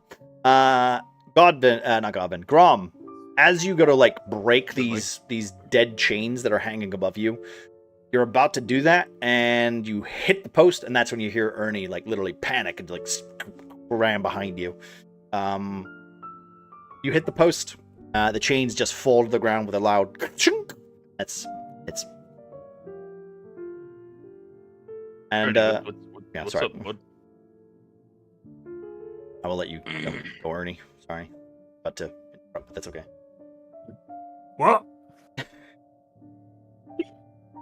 That's gotta be a thing We've now. done this joke already. Can we not? Okay, this was in campaign 1, right? Can we get away from the silence joke? Okay. What? Don't you dare! Don't you fucking dare! But it was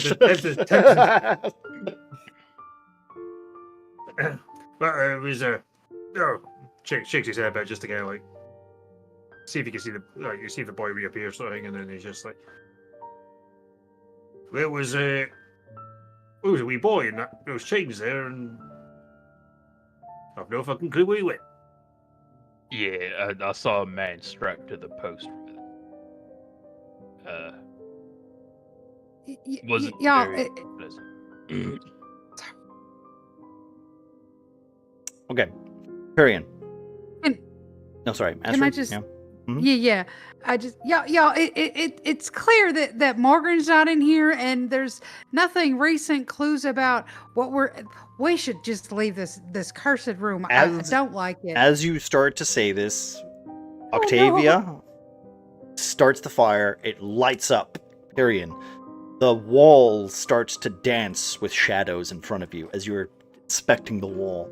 Your hands kind of like flow over each brick by brick, and then you start to realize there's nothing here. It's just a wall. It's like clearly a prison for somebody, some poor bastard or poor bastards long time ago.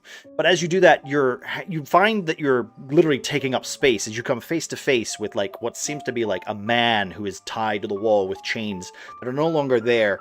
And there's a woman beside you too, like literally like cowering, crying with a blanket that seems to be like covering her. Another man who is just laying still, like flat on the ground. And then nothing as the shapes start to shimmer, the light starts to fade, and the furnace, the brazier, seems to kind of like just relight a second of time that happened so long ago. Okay. I look back to Godwin and say, Godwin, I think you need to perform one of your rituals here. I mean, these people are long gone, but we need to help them. I think they are still trapped, somewhat trapped at least.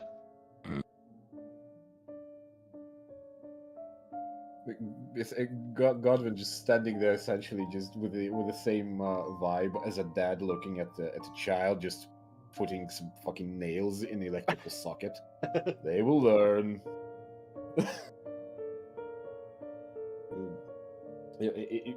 He will just nod, and the Godwin will nod, understanding the distress of Pyrian and the rest, and just go. This whole room is filled with unimaginable pain. It's been festering here for years. No one alone can handle clearing it. The best we can do for them is to carry on, see the source of all this pain, and maybe then ask more high-ranking clerics to perform the banishment on them. But couldn't There's you at nothing- least try? Nope. None of us can do anything here at the moment. Not even Morgren. Alright. I guess it would be dangerous for one person to try doing it. If you say so. We need to No, keep exploring the place. We need to realign. We need to realign back with the world outside. Oh yeah, shit. Oh, I forgot about that part. Is that you done with the room? You leaving? Yes, we need to go back to the room and check the door to the south in the snake fighting pit. Okay. Is there anything anyone else would like to do before you leave this room and go back to the main lobby?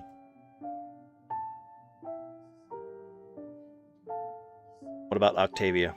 I would just say, I guess, like, as Octavia's kind of leaving, it's gonna just pay some respects to the room of all those that died there, in a sense. Give me a wisdom I saving don't know. throw. I don't know if there's much else we can do in here. No, well, That's just wisdom. Well, yep, wisdom saving throw. Okay. Okay, as everybody starts to leave the room, Octavia being the last to leave, before your oil starts to like ember slightly with whatever scraps of material that you've burnt, in order to just give somebody some light for a moment. You can feel everybody who walks past you walking away in ignorance, but you, for a moment, glancing back to these shadows of former people, men, women, and children, you can feel the clawing at your mind, as if you've missed something, as if you've found a part of yourself trapped here, but that could just be Octavia in her mindset of being lost for quite some time. As you leave the door and close it behind you, a voice whispers into your ear. There is no stopping her.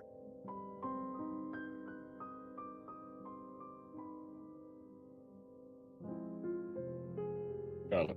I guess it's just a whisper, so I can't tell what it is. You can't tell what it is. Right. Okay. The screaming starts to fade as you leave. I do dislike that mistress of patience woman, though. Not one you're familiar with. Yeah. Fortunately, she is a god of, well, patience. I have a thing to ask you, because there is a very specific wording on the thing, and I want to know if I can abuse the lax description for future It purposes. really depends on what it is. It really depends on what it is.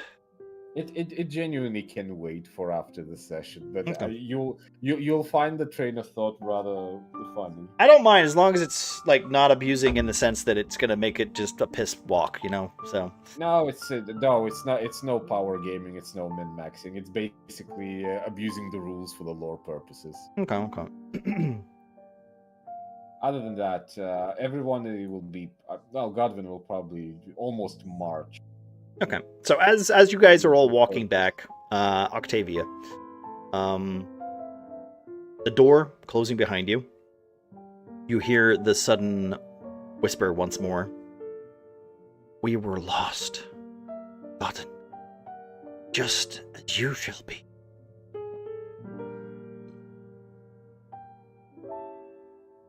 Do you take a step forward? Also, everybody else can move to the main lobby. She's gonna take a look back into the room, I guess. Okay. Because I want to do, like, I guess, a cursory glance over the room. I'm not, besides the brazier, I'm trying to think if there's what else we could have done in there. You go to the room. She's feeling kind of drawn to it just with this. You whispering open. anyways. You open the door, and there is you hear a howl, but like a winding howl. Almost. Glancing back, the room is devoid of life. Whatever was here is gone now. The plane has switched, has moved. It's no longer on this instance, and now what? We've hopped worlds. Yeah, you've hopped worlds. Yeah. You and your group left. So- that instance, Yeah. so- Your party left. They kicked you from the party. You're being resummoned to a different lair. Oh, no. So the room's. Sorry, am I understanding right? The Yes, you room's gone. No, it's not gone. It's just whatever like you sensed is gone now. It's just gone. It lacks presence. It's basically like when you walked in there before, you felt something, like horror, fear, suffering. Now you feel nothing. There is nothing there. It feels just like a room, like a cupboard, you know, like a drawing room. Like it could be any room, whatever. It doesn't matter. Like there, you just feel that this is devoid of life. It's devoid of presence. What was there is now no longer there, no longer present. Gotcha. Okay. She's gonna just close the door and then follow back Okay. after her teammates. All right. We'll say for expedience, close the door on him. All right. You're back in the main lobby. You know there's a door to your south. What's the plan? You gonna have another moment to regroup, or are you moving straight to it? No. Are the stairs still gone? Stairs are still gone. I know Godwin will kind of try to provide some solace and guidance. I know it's hard to come to terms with things, but everyone you see here, the specters, the ghouls, the echoes, none of them are alive anymore. The best thing we can do for them is to either ignore them or ask someone to banish them away from this plane. I don't feel too bad.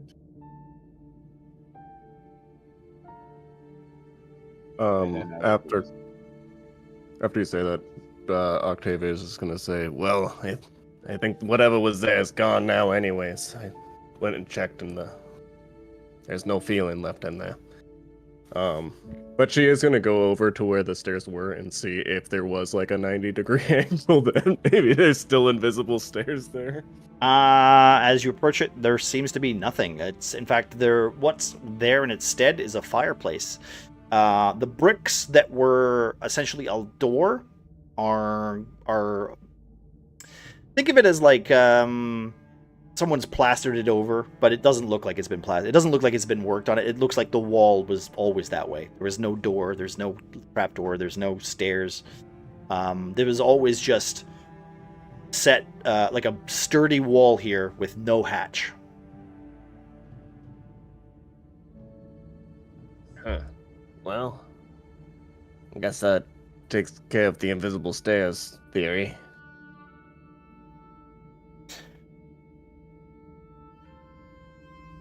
Okay. Before I go, before I leave this room, I just like want to poke my head in this room that we were in and just kind of whisper like, "Still there." Just look around. Is it still empty? Disembodied voices. Doesn't seem to be. Seems kind of devoid. As if that moment in time where you were in that room has passed, and that that section of ethereal space has moved. As you can kind of already tell, like this place, it doesn't behave like a normal dungeon. Or a normal tavern basement. There are like rips in time where, clearly like the night sky in one window is a dawning sky in the next. The rooms themselves seem to be replaying old events, but not all at the same time. There are moments where the room is empty, and there are moments where there are clashes of great emotion. For now, that room seems empty and bare. As if the presence of a person or a human is enough to catalyze a reaction. Like your presence means something. This moment. I don't like this place, Octavia. I don't like it at all. That's the thing with these other planely areas. They're hard to explain. There's weird stuff happen. If only we had a wizard. If only we had a wizard. Only there was a book with all the information. I don't know what you're Sometimes there's some that they could be very entertaining and very relaxing, or you can have a great time there and just forget you somewhere else that's not in this realm of reality. But sometimes there's ones like this where there's something off. There's been something dark or very sad, and it's hard to explain what brings these in here. I had no idea this was going on just underneath our very feet in Trino. This is just bananas. Well, I knew the Red Crows were up to something mischievous. They get into a lot of bad stuff, let's say. There's the drugs in the other room. But I had no idea that this would be hidden under here. Thought they were thugs. Okay, All where right. are we going next, y'all? I guess Grom is just marching forward, pulling all the shit out of the way of the door. Yeah, Grom is he's made his way down here. He's ripped to the desk unbarricaded the door and cleared it out of the way. Okay. As you do that, Before we go further, just a little bit of a random question. Don't read too much into it. How many corpses can you handle seeing at the same time? Yeah, what the fuck, Godwin? I'll go with 2. I've seen 2. Oh, you're not asking how many we've seen at one time. No, how Sorry. many you're ready to see at the same time? I mean, I think I could probably handle a dozen. Wait, we talk about zombies or we talk about, like, just a body? Just the deceased. Deceased depends on the state of the corpse. If it's anything like that detective Miss Dench's, maybe just one. But if it's just like some poor dead guy, anywhere between 8 to 12. It's kind of gruesome, but shit happens. Okay, It's an odd question to be asking. I mean, cool. you know something? All right, What do you know? Grom, I just have opening the door. I just have a hunch. Yep, I Grom just have is a hunch. Let's opening the go. door. All right, you open the door. Okay. Do you enter the hallway? Yep, Grom's a big boy. He's going in first. Okay, as you enter the hallway, you see a couple torches that litter the halls on either side. This hallway stretches unnaturally long, its floor slick with fresh blood that pools in uneven rivulets, reflecting the dim torchlight like liquid mirrors. The walls pulse faintly, as though breathing. Veins of coagulated crimson branching across the stone. The deeper one steps, the more unsettling your movement. So This room is, think, Shining. So it's well lit. Yeah, well lit with blood. Wait, the Alright, blood is so- glowing, or there's torches that are. There's both. There's torches. It's just glistening Both. off the blood. First things first. Watch your step. It's not dry. This is fresh. Looks fresh. Grom's gonna step up and kind of. He's gonna go to take one of the torches off the wall if he can. Use it as a. Yeah, okay. Yeah, you can do that. As you pull one He's- off, it just it Yep. comes loose. He's gonna hold that in his left hand as he makes his way down the hallway. Okay. Oh, you know what? I'm gonna pull a torch from my backpack and light it on one of these and just carry that as well. Okay. It must be I don't nice know why. having I don't know why I feel that a light might be helpful, but I mean, as Yeah, this room is quite well lit. torch. I'll take that down to 9. Yeah. Anybody else need a torch? Right, your Oof. doors are already open. Okay. I'm good over It's, here. it's not an actual doorway. It's kind of just an open hallway. Okay. Okay. As you enter this hallway, you see a statue of what looks like a woman who's sitting with a hand across her mouth. She seems to be wearing what looks like a familiar mask with a chessboard in front of her and her finger propped on on a pawn. This is literally it's a carved, sculpted statue. It looks made of stone. There is a door to your north, and a hallway that continues down back to the east side. All right. Which direction we think we go in? Doorway or hallway?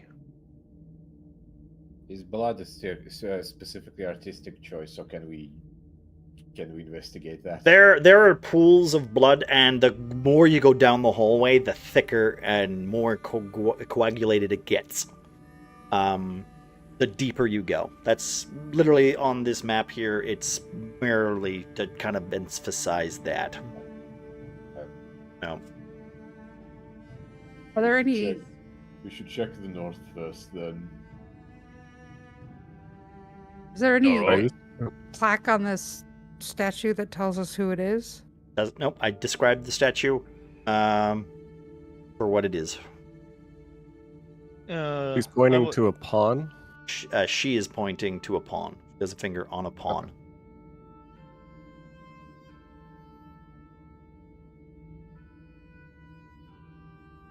I think while they're looking at the statue, Grom's just gonna open up the next door, unless Pyrian wants to do something specifically with the door.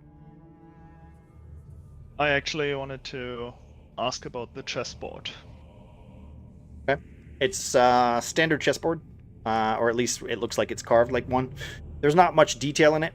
It's literally like a pawn, not on a very specific spot. It looks kind of like not badly carved, but it is clearly aged, so you can't quite tell which spot it's on. But it's like not a fully set up field. No, it's just one Wait. pawn. Finger on a It's- pawn in It's the middle just of the one board. pawn. Yeah. Okay. All right. That's all I wanted to know. Mhm. Then I go behind Grom, or side by side with Grom. So she's holding a chessboard and a pawn in one hand and pointing to the No, pawn. the pawn. Look, the pawn is on the chessboard, and she's putting her finger on the pawn. Chessboard, Bean. Chessboard in front of you. Yeah. Pawn in the middle. Her finger on the pawn.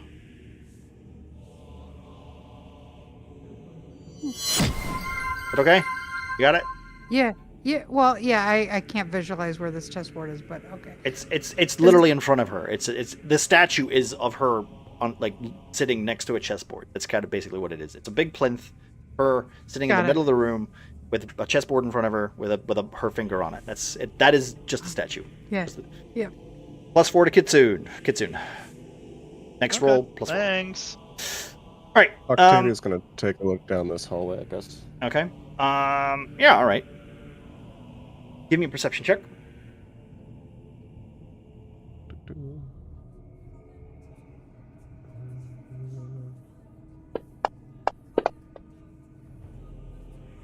All right, 8. You feel a little sick as you stare down here. This is a lot of blood, even for you. Like, as you can see it almost turning into, like, rivulets of rivers. Kind of just going south. Oh, not south. East. Going east slightly. Just kind of like, as if the whole hallway here is going slightly downhill. Like, slanted slightly. Got it. Okay. Yeah, just taking a look down the hallway as she just gags. Like, oh, okay. Maybe not that way. All right. Grom, you opening this door? Yep, Grom's opening the door and stepping on through. Ernie, what's on your thought, your mind, as you walk down this hallway? Taking in what Govan's saying and trying his best not to touch anything. Just going to kind of sort of follow sort of behind the group, just make sure nothing's going to jump out at them. And obviously keeping an eye for like any more weird noises from the walls / rooms. Okay. All right. Grom. Grog. I forget what your name is sometimes because Gorg. You know, I don't think it's Grog. No. That's from Critical Role. That's why I said it. Gotcha. It's good. It's Gromothy. Yeah, it's Gromothy. Yeah, that's wrong.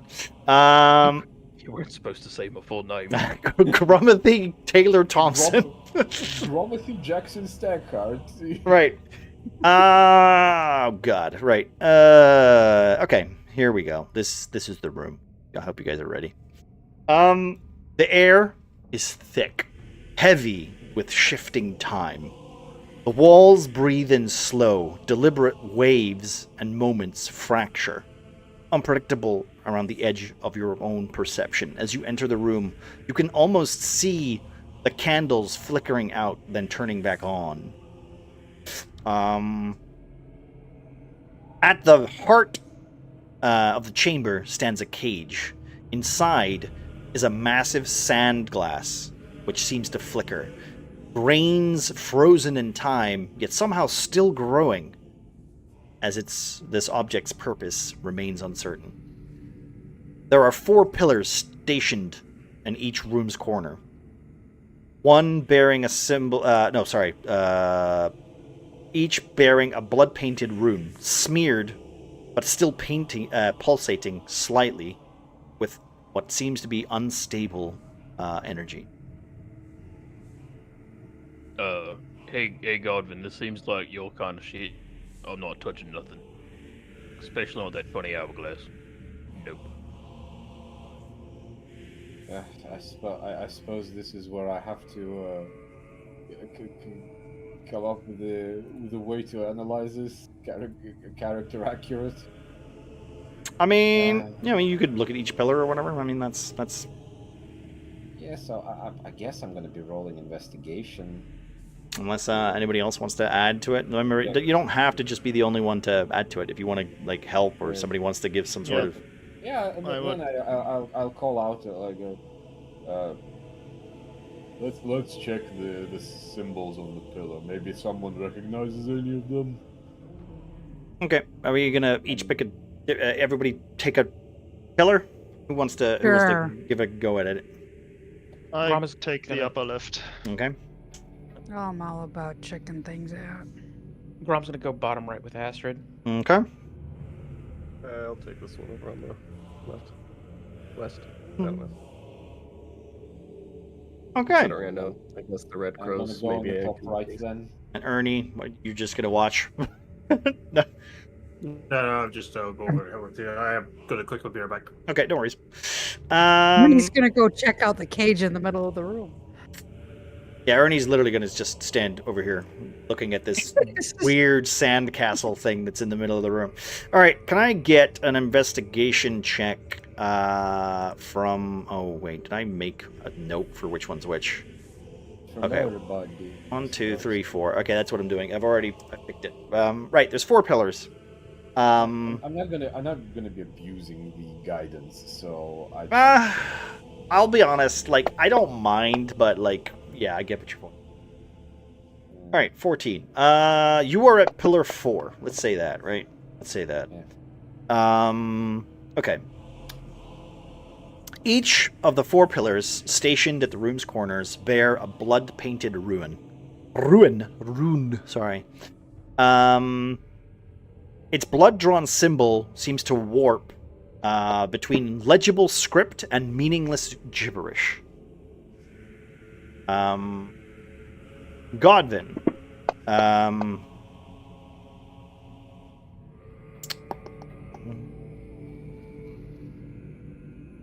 The walls... Okay, wait. Give me a second. Okay. Just trying to give... Right, okay. Yeah, okay. So,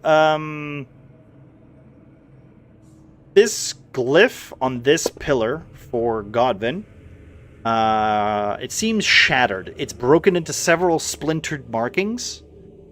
From what you can put together, the rune seems unstable for like most kind of like scriptures that you've ever seen written on scrolls.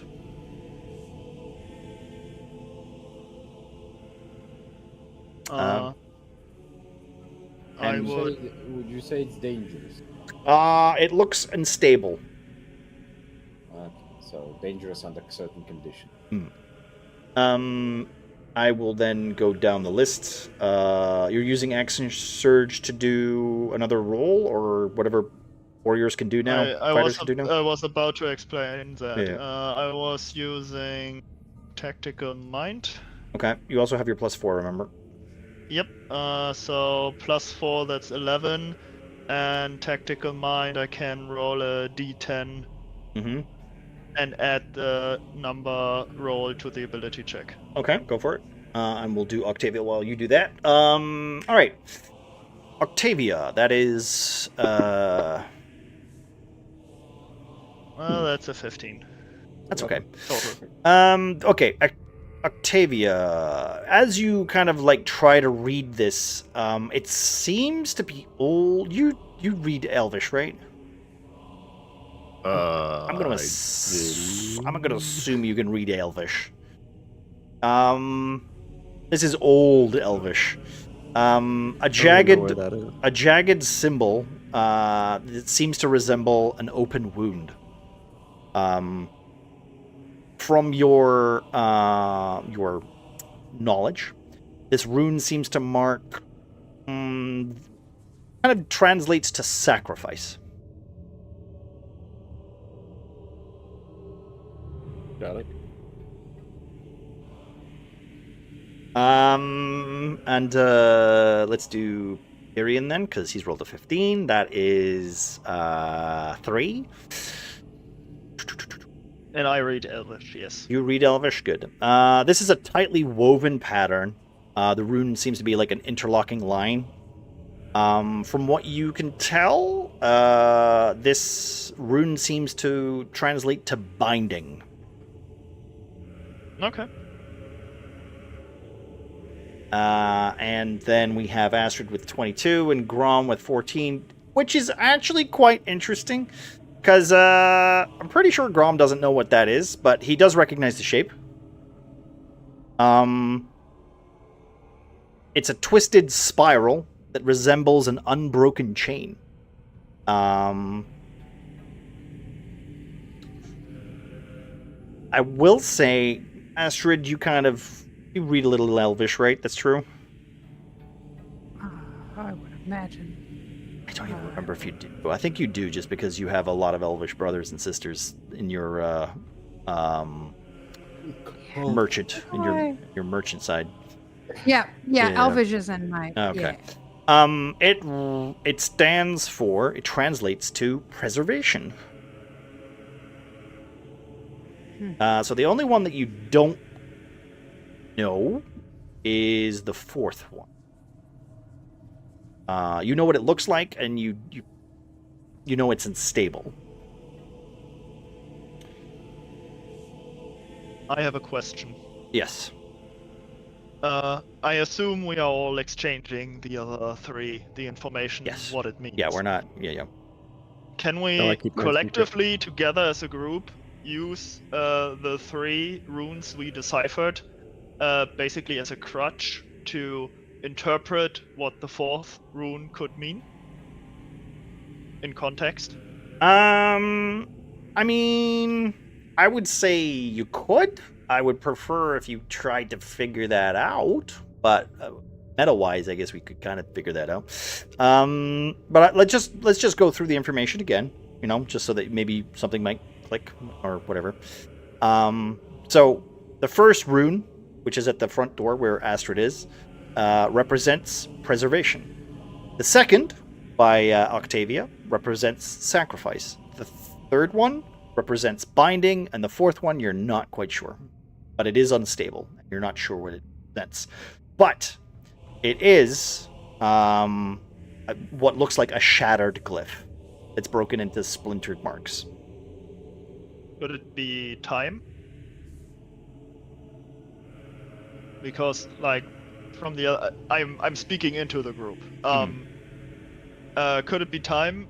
Because with sacrifice and spiral and binding, it seems like, and with the hourglass in the middle, maybe someone wanted to establish some kind of time loop.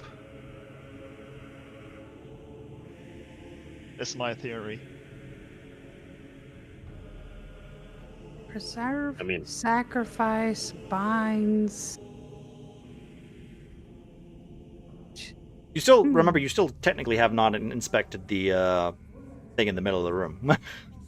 Yeah, that's what I'm going specifically to. I mean, Yeah, that might help provide context, right? Yeah. To roll Okay. to roll some. You don't need to roll. It's fine. I'm gonna literally let you aware as you all kind of like climb away from your your runes with the information that is now embedded in your brain. You look at this clearly magical device, this hourglass that seems to be like twisting and turning and then freezing in place, only to then tilt slightly and then almost rewind, then essentially kind of repeat itself over and over again. Something is clearly unaligned. Something is broken in this, in this instance, in this world, in this realm. You're trapped here.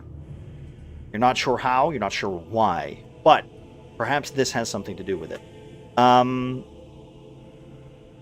You know what? I will say, you don't even really need to roll for this. I will say that you feel that these runes have something to do with it, and perhaps if you were to activate them in a specific pattern, something might change.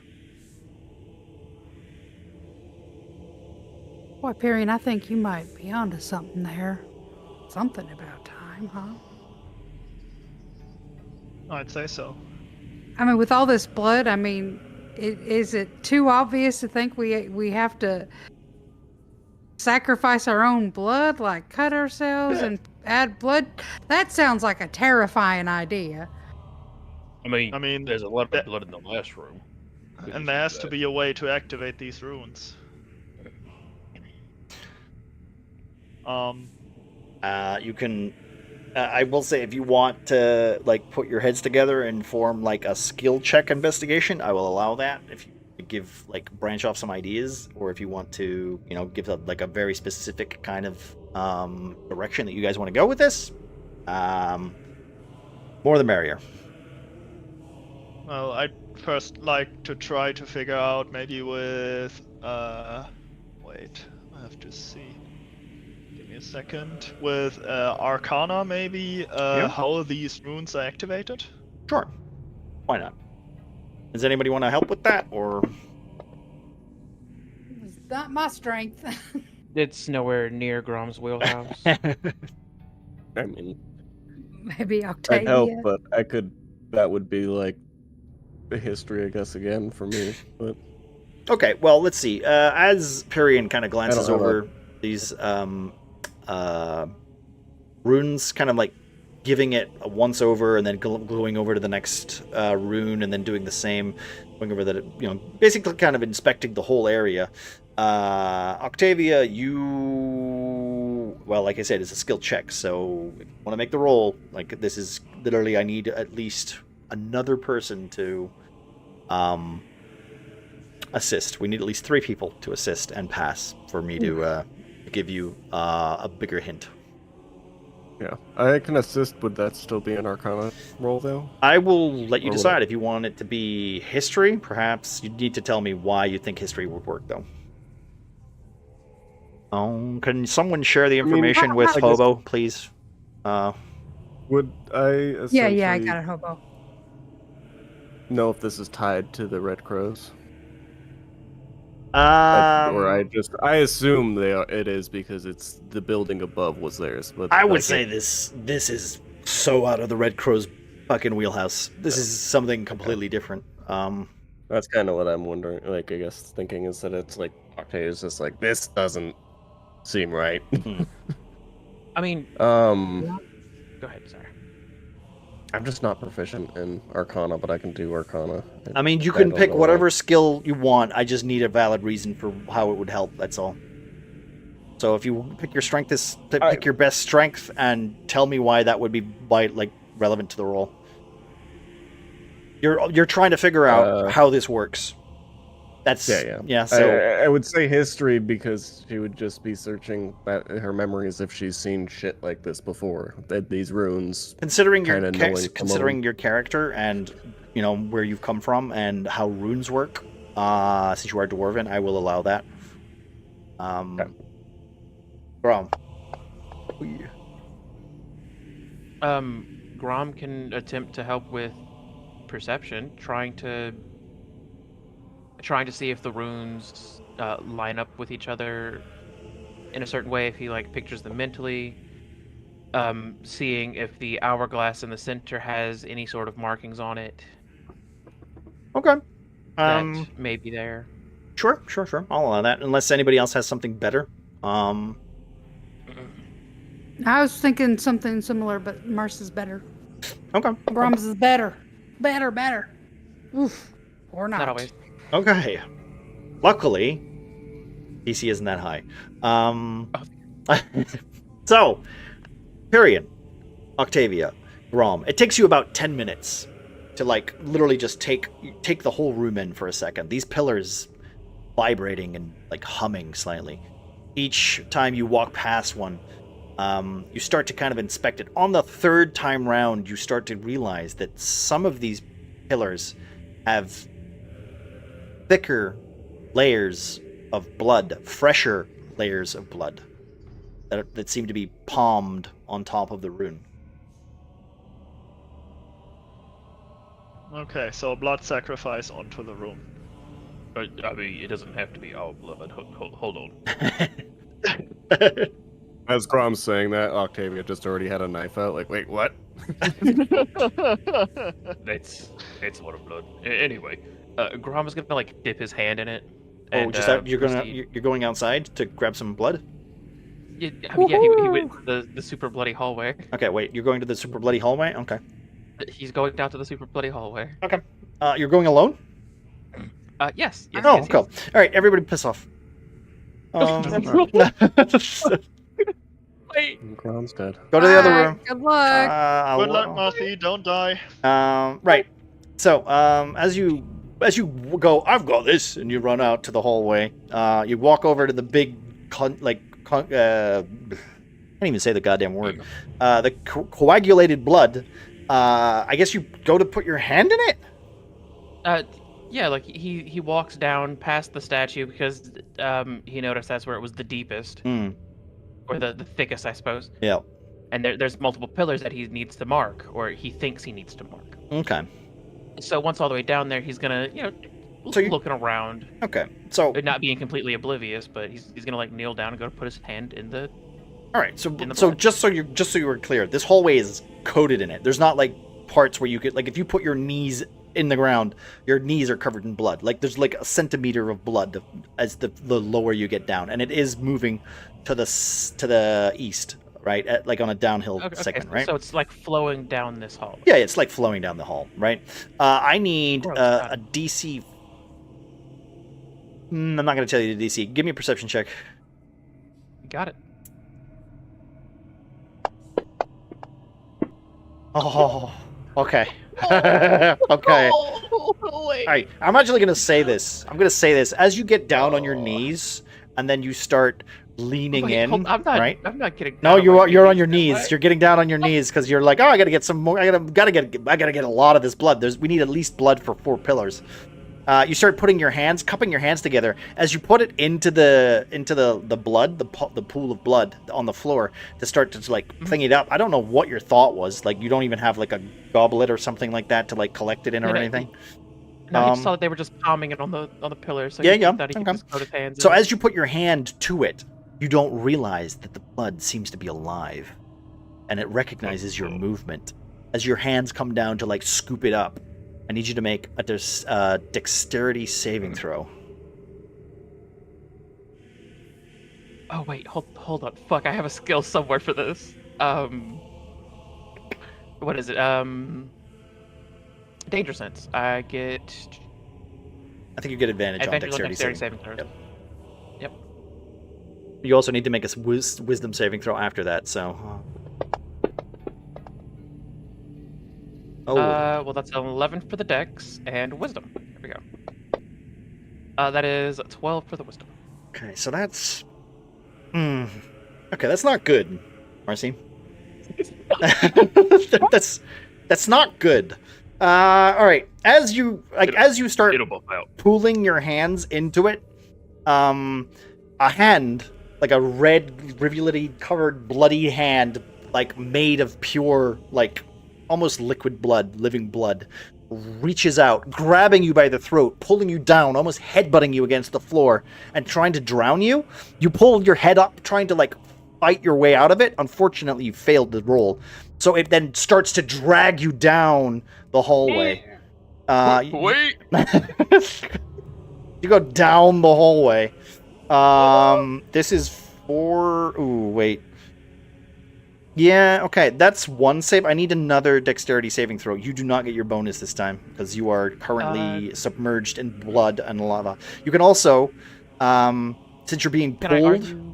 wait, sorry, let me finish what I'm saying first. You're being pulled against your will, and you're losing control of your limbs as you're slowly dragged in. So if you want to argue, go for it, but you are literally being pulled to the end of the hallway.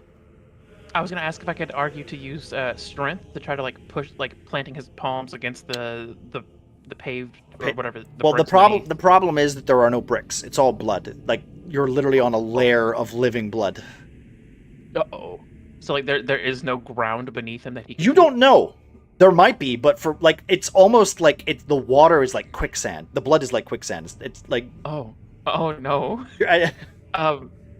Well, if he can, I'd like to like attempt to use his strength to like press himself up out of the blood from like pressing against the ground if he can feel it. I will. Well, first of all, I need you to make another wisdom saving throw and another dexterity saving throw. Okay. No. Okay, so Grom, unfortunately, does not fight it. Unfortunately, the blood starts to fill his mouth, filling his lungs. He then goes to the end of the hallway. As you smash into it, you take 46 damage, hitting the wall. You take this much damage. 12 points of bludgeoning damage as you hit the wall, and this wave of blood just smashes into you, almost breaking your ribs. I will say, You're like kind of like remember the man who was literally pinned against the wall that you tried to save? That is you currently. Yeah. You are literally stuck to the wall as if gravity is pushing you, as if this living blood is pushing you into the wall and just holding holding you there. As wave after wave of blood just starts like collecting at the end of the hallway, like a surfing wave, and it just keeps coming and hitting you. You have a turn to get out of the way. But you're, like I said, you're pinned. You're going to have to make another saving throw. And by the way, if you fail the wisdom saving throw, you do not have the strength to move. Oh, my wife's going to kill me if I live. And after this, we'll bring everybody in, and then we can maybe have them notice that you went missing. What would you like me to roll for the saving? I need you to do a dexterity saving throw again and another wisdom saving throw. All right. Okay, that's good. Finally. That's good. Oh. Okay. Not dead, baby. You pull yourself free for a moment. You have half movement. As the living blood seems to kind of almost act like a slime, kind of peels off of you, dripping to the floor below. Your skin is tainted red and slightly pinkish, as it is genuine blood. Like it starts to dry and grow thick around you, like clinging your clothes to you. What do you do? Let go of me, you fuck, I'm married. I will say there is a door to your left. But it is the unknown. With only half movement, Grom, he's fucked if he stays in this hallway. Well, yeah. With the living blood, he is fucked if he stays in this hallway. He's pretty injured at the moment. Mm-hmm. So yes, horse boy, I see you. Calm down, dog. Let's see. We have. Just so we're also clear, as that's happening, you will, since you passed that wisdom saving throw, I will say that as they kind of submerge around you, trying to hold you down, you can feel voices kind of hit in the back of your head. The blood seems to remember the past of victims. You can hear faint whispers and fragments of lost voices begging to be released. So, I hate that. Firstly, Grom is going to use Warrior of the Gods, which is a bonus action to. I get to use some of my dice from a pool of 4 d12s. Okay. I'm going to use that for some health. Okay. I think we're going to roll 3 of those. All right. Because I have very little health left. Horace, stop it.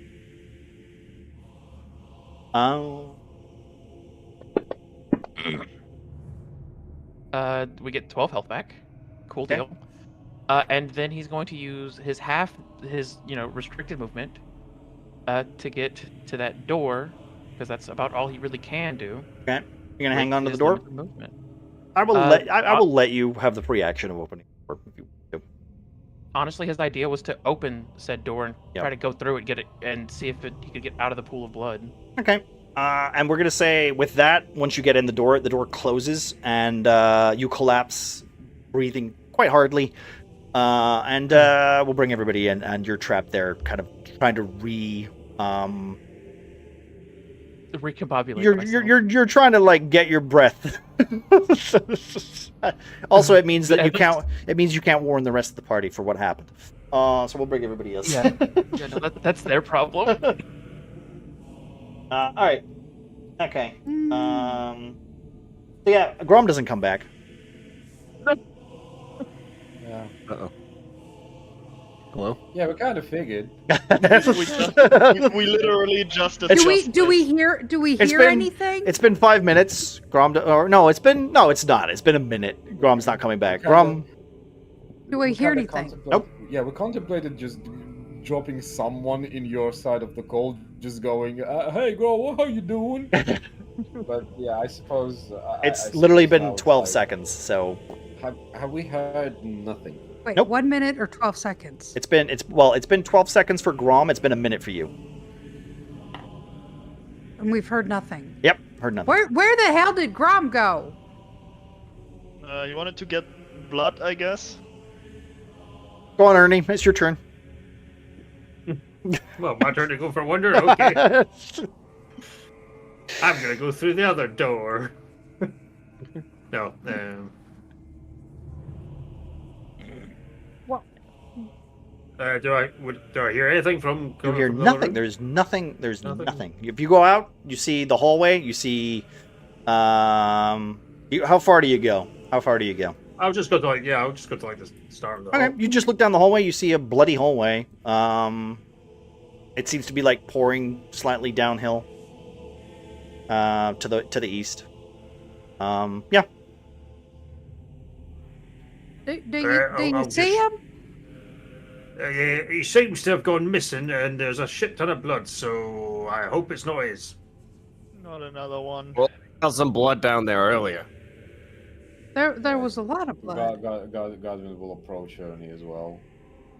I'll go to this hallway and yell up. Grom, did you go up back here? Hello? Yeah, I'm gonna shut down this corridor for Grom. No response. Just a slight humming of the pillars behind you.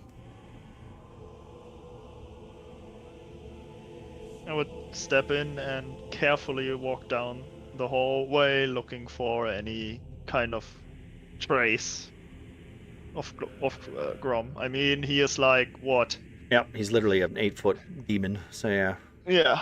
Him going missing is difficult. Mogren's easier Yeah. to explain, but Exactly.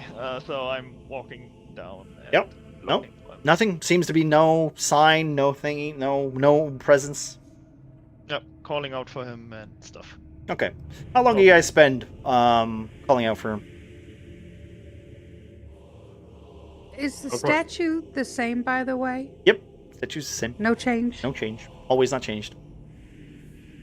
Yeah, I'll probably spend like 10 seconds calling for Grom and go. Oh, okay. I mean, yeah, if Pyrion's gone down this way, we'll just kind of check the major vicinity. All right. Okay. Can I get dexterity saving throw from Ernie and Godwin, please? And actually, Astrid as well. No, Astrid you wouldn't have because you're 10 feet behind. You might stop. Yeah. I wasn't even an natural 20. Well.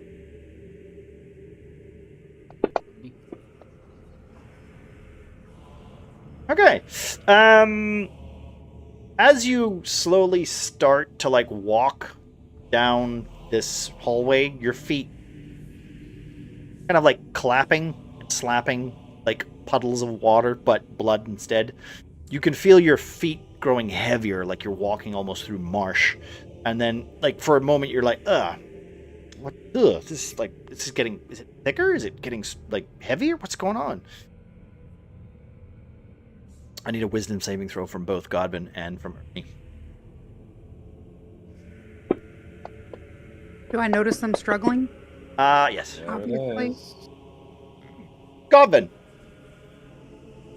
As you start to, like, slowly kind of, like, look down at your feet, you see what looks like a shaped hand or a glove of blood grasping your ankle and almost, like, trying to pull you down. Unfortunately, it doesn't seem to do much. Ernie, you're too close to the ground, so you're, like, just like, what's that?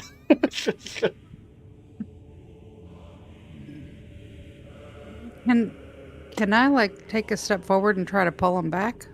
Grab each of them and just try to yank? Do you want to step into the blood? No, Then no. to the edge of the. I can't. How far into the blood are they? They're 10 feet away. How did they get 10 feet away? Because they've been walking down the hallway.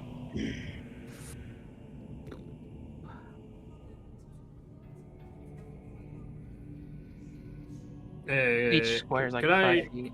Y'all had can better I- come back. What the hell? Yeah, I'm gonna. Let's Astrid, I'm gonna just like move and go. All right, Godwin, let's go. And I'm just gonna like grab him by like the tops of his trousers and just like drag him back. Okay.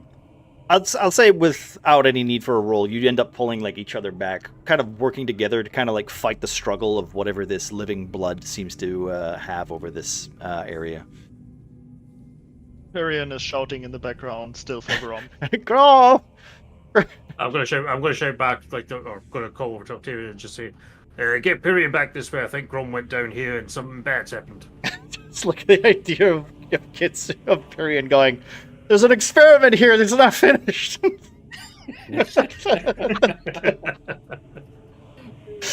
I mean, you know, them's the brakes. D&D memes. Startled Period, just trying to do alchemy in the hallway. All right, you managed to pull back. You want to do alchemy? You pull back. You pull back. Yeah. And how tall is the ceiling for the corridor? it's about well, let's say about 15 feet. Okay. I will say, yeah, no, 15 about 15 feet. You give or take. So, Astrid, one of the things that she carries with her because she wants to like someday have an inn, right? So there's always like a spoon on her belt. I'd like to take like a spoonful of this blood and put my torch to it. I don't want to like light the hallway on fire, just to be clear. I want to see how this weird blood reacts to fire. Okay. Give me a perception check. Where to go? Abilities? No. Skills. Perception. Oh. It just seems to boil up and then dry.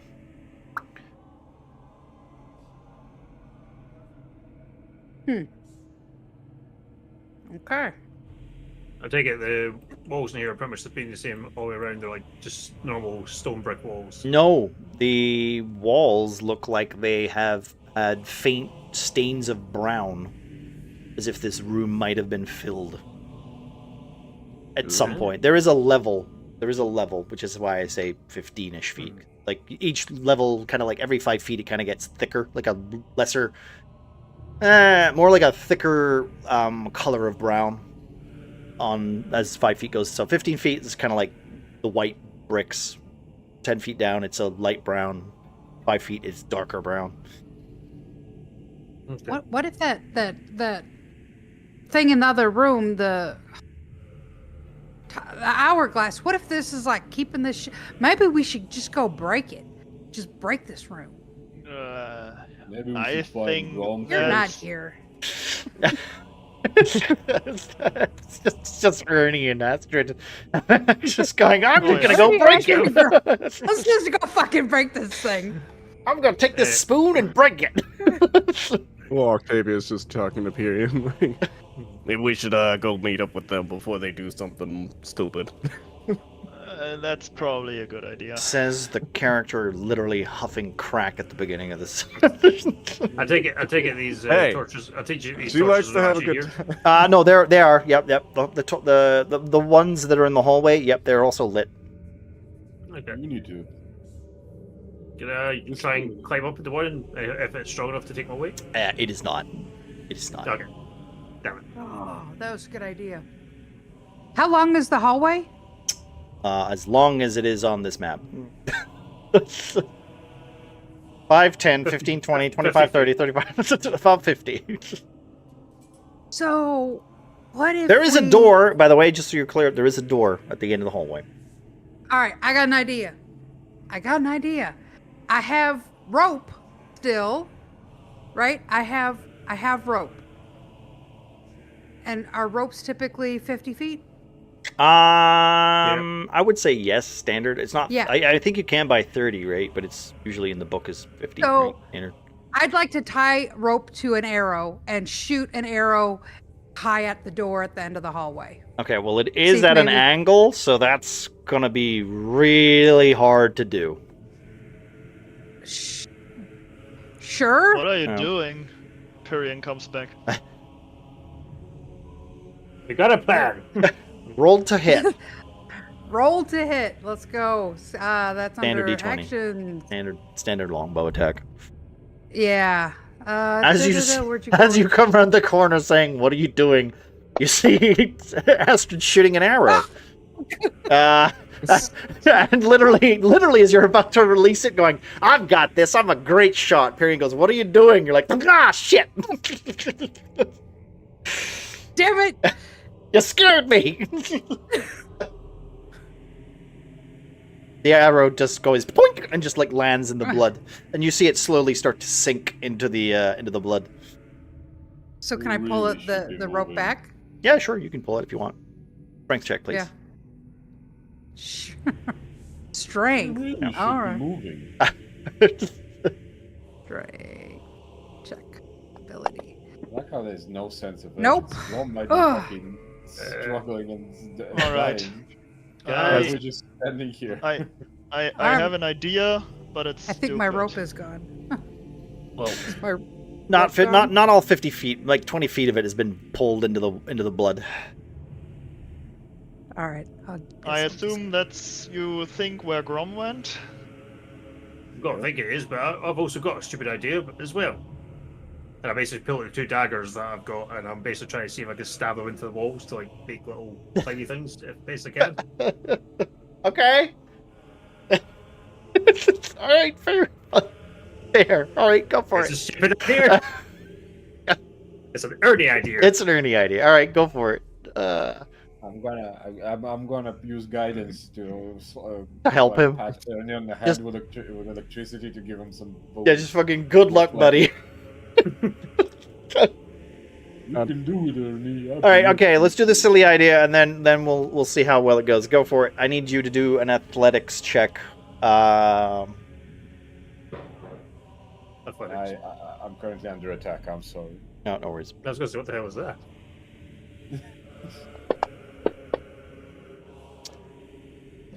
You do not. Give me guidance as well. Yeah, it's guidance. That's that's not A enough. plus 1d4, I guess. It's Yeah, not that's it's not enough. it's not it's not enough. It's not enough. Okay. As you stick the knife in, your dagger kind of goes tink, and like it doesn't break, but like you're like, this rock just doesn't. You can't get purchase. It's almost pristine. It could be enchanted. You're not entirely sure, but your daggers just can't get into the ground. You can't find purchase. Damn stupid ghosty walls. All right. I think these are regular ones. Do you want to try? Can we try the smart idea now? Who else has an idea? I had one. Okay, Pyrian. What is? I have an idea too. Okay, well if this one As doesn't work, I said, mine is probably just as stupid, but hey, Alright. at this point. Anyways, I take out my own rope, 50 feet. Right.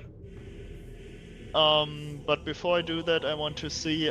We all walked through the other hallway into here, and this other hallway was full of blood as well, right? so this hallway is filled with the upper hallway. the other hallway is droplets of splattered blood. This hallway is almost like a river of blood. So it's very different in texture and description, right? All right. I mean, Grom is a big guy. My priority is currently finding Grom. From the droplets where he walked through, or we all walked through, probably is something stuck to his shoes. Can we see if? I assume this room we are currently in with the statue is clean. Can I see in any way if he took the way to the lower hallway? No, there is no blood in this room. Even when you step off from the people that were like literally falling in, the stuff on Goblin's boots and the stuff on Ernie's boots seems to kind of like as soon as they step off of it, the footprints just go like on the ground, and then it kind of like liquidates and just goes straight and almost kind of like starts going back downhill. Okay. From the way I've seen Astrid's rope disappear, do I assume it's some kind of blood version of quicksand, or do I assume it's a living organism? I don't know. What do you assume? Well, I would assume it's some kind of quicksand. Okay. Well, there's your answer. So, okay. I thought I could maybe find something out. But anyways, dumb ideas. I bind the rope around my waist. Mm-hmm. Give the other end to Godwin, Ernie, Astrid, and Octavia. Okay. And I would wade in into the hallway, Okay. and I tell them if I pull on the rope, pull me out. Okay. And I would basically try to sink in and see if I can find Grom and pull him out with me in some Okay. kind of So as you were capacity. standing in this blood, it starts Yeah. to pool around your ankles, and it starts to Yeah. rise up slightly. Yep. You can feel a tension in your boots, as if someone's grabbing you by the ankles. You fight it. No. Okay. I need you to roll a wisdom saving throw. Okay.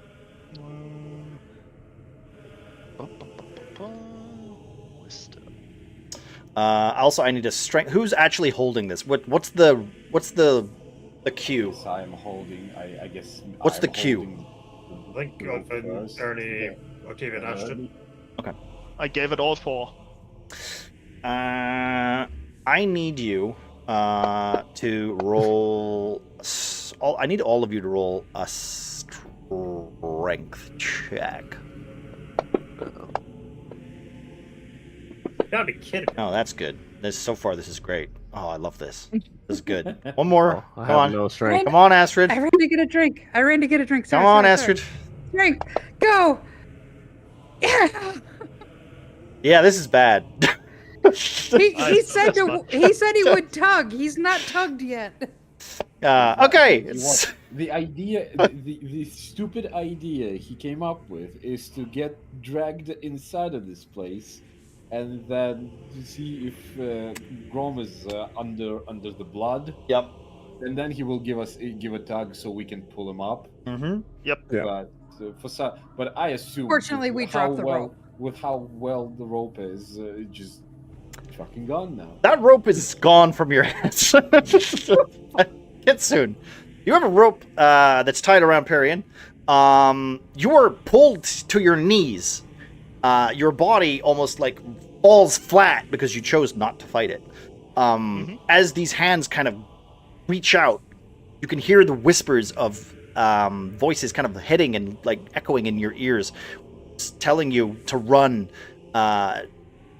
almost wishing that you could help them, free them, as these blood-curdled, like tightly packed red glove-like hands just reach out, grabbing you by the neck, pulling you into the floor, your face almost smashing into it, only to hit like water almost, but blood clearly. You were one second before you keep on. Just before I dragged in, I take a deep breath to hold my breath because I assume breathing on the other side is not possible. Okay, cool. Because it doesn't matter, though, because you're not dragged onto the other side. You are literally just laying flat on this bed of living blood. As you are then, you feel the pressure behind you lift up, and all 4 of you see this as this wave of blood kind of like spurts up, raising Perian up slightly, and then just slowly you just see him just almost like a tsunami gets flushed down here for about 30, 5, 10, 15, about here. You are being slowly hurtled towards the wall at the end of the corridor. Do you choose to fight it now? Yes. In Okay. this case, yes. I need a dexterity saving throw from you, and then another wisdom saving throw. That's Dex. Okay, that's good. And Wisdom, you said, yeah? Boom. Oh, you got a +3 too on your next save, on your next roll, and a wisdom saving Okay, throw. cool. Yes. Okay, then I take that for the Wisdom, which doesn't do anything. Doesn't do anything. All right. Okay. So unfortunately, you do manage to pull yourself up, right, on this wave of blood, kind of like a surfer. This blood kind of projectiling you towards this wall. I will give you. Since you passed the dexterity saving throw, I will give you. Your half your movement. But since you failed your wisdom saving throw, you cannot resist the pool of the blood. Okay. Then I would move towards or try to get through the door. Okay, give me an athletics check or an acrobatics check. Let me see. I take acrobatics.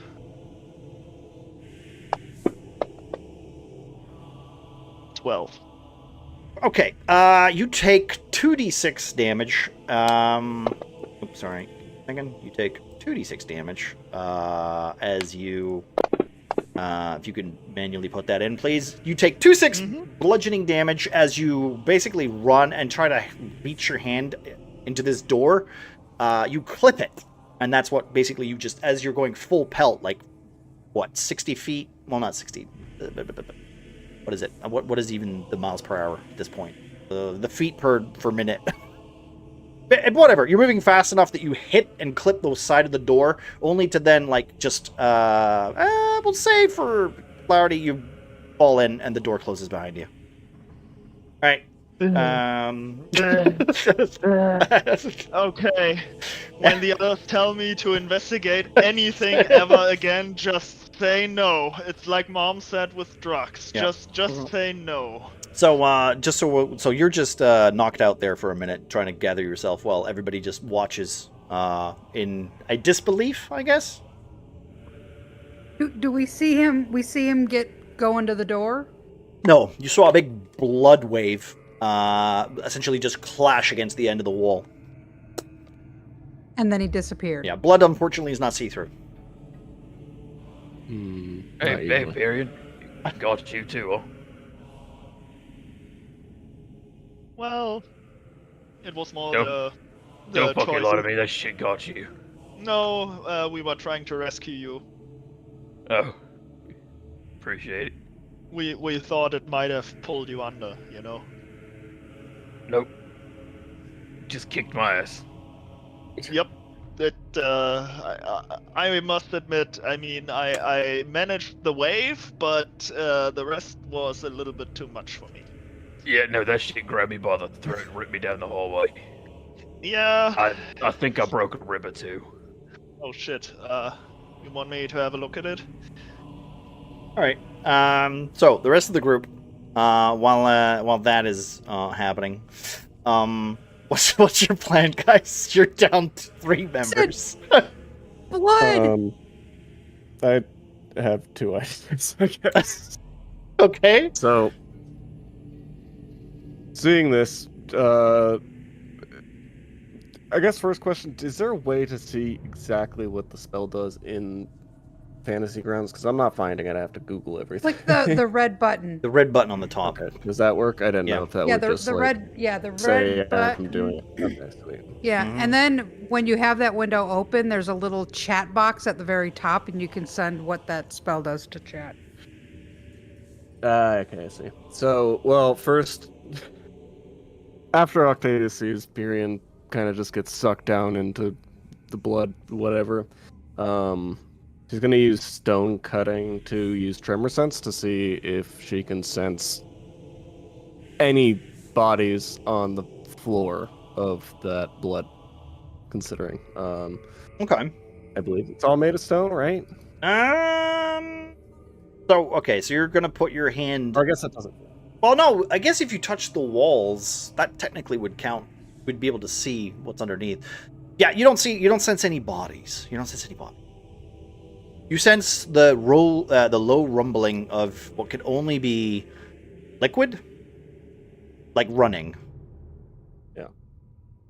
How is there blood up that door? Like, is that door sitting above the blood? That door, you can see there's like a layer of like what looks like faintly.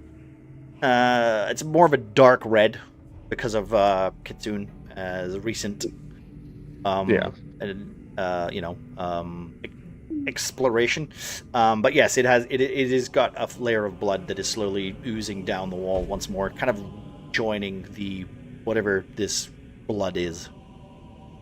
Well, I guess so is the bottom of the door above the pools of blood, or I guess sitting in it a little bit, or is it like up the door halfway? Because you said it goes down. So it's let's just say imagine you're just flushing like the hallway, like there's like some layer of it, but it is scooting down it slightly. There's like nothing currently. Like it's very, very faint. Okay. I'm so glad that we managed to get through that puzzle and skip it completely, so that when we do this in 2 weeks' time, you'll all have forgotten what I said about the puzzle room.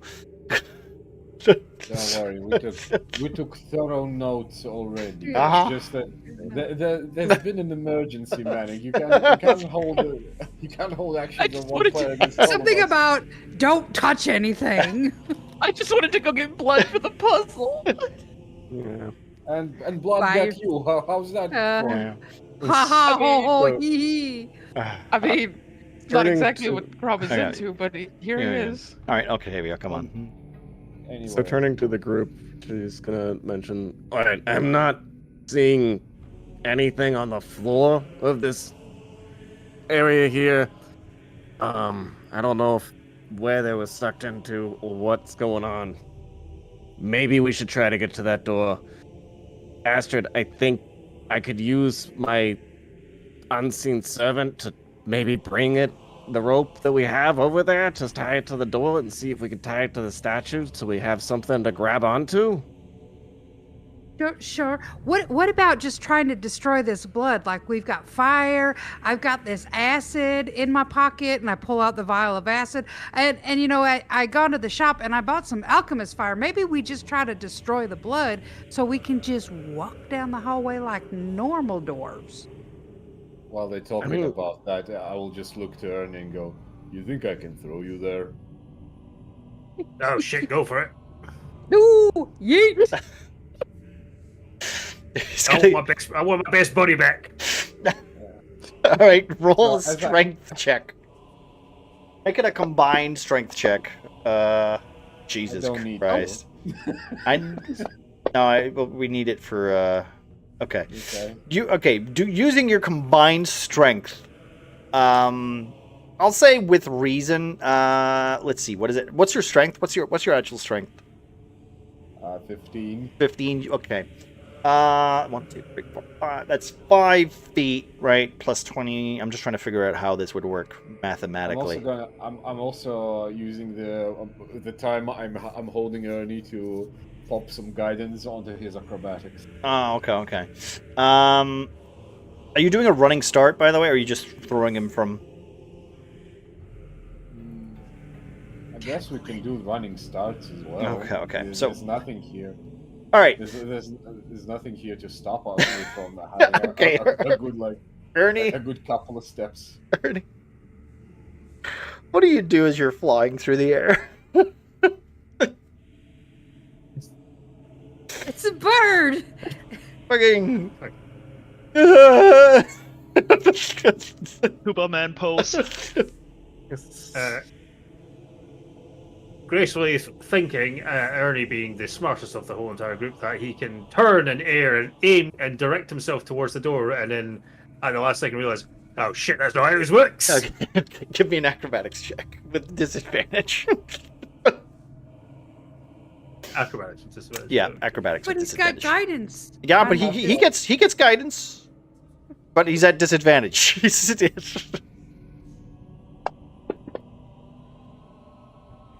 17.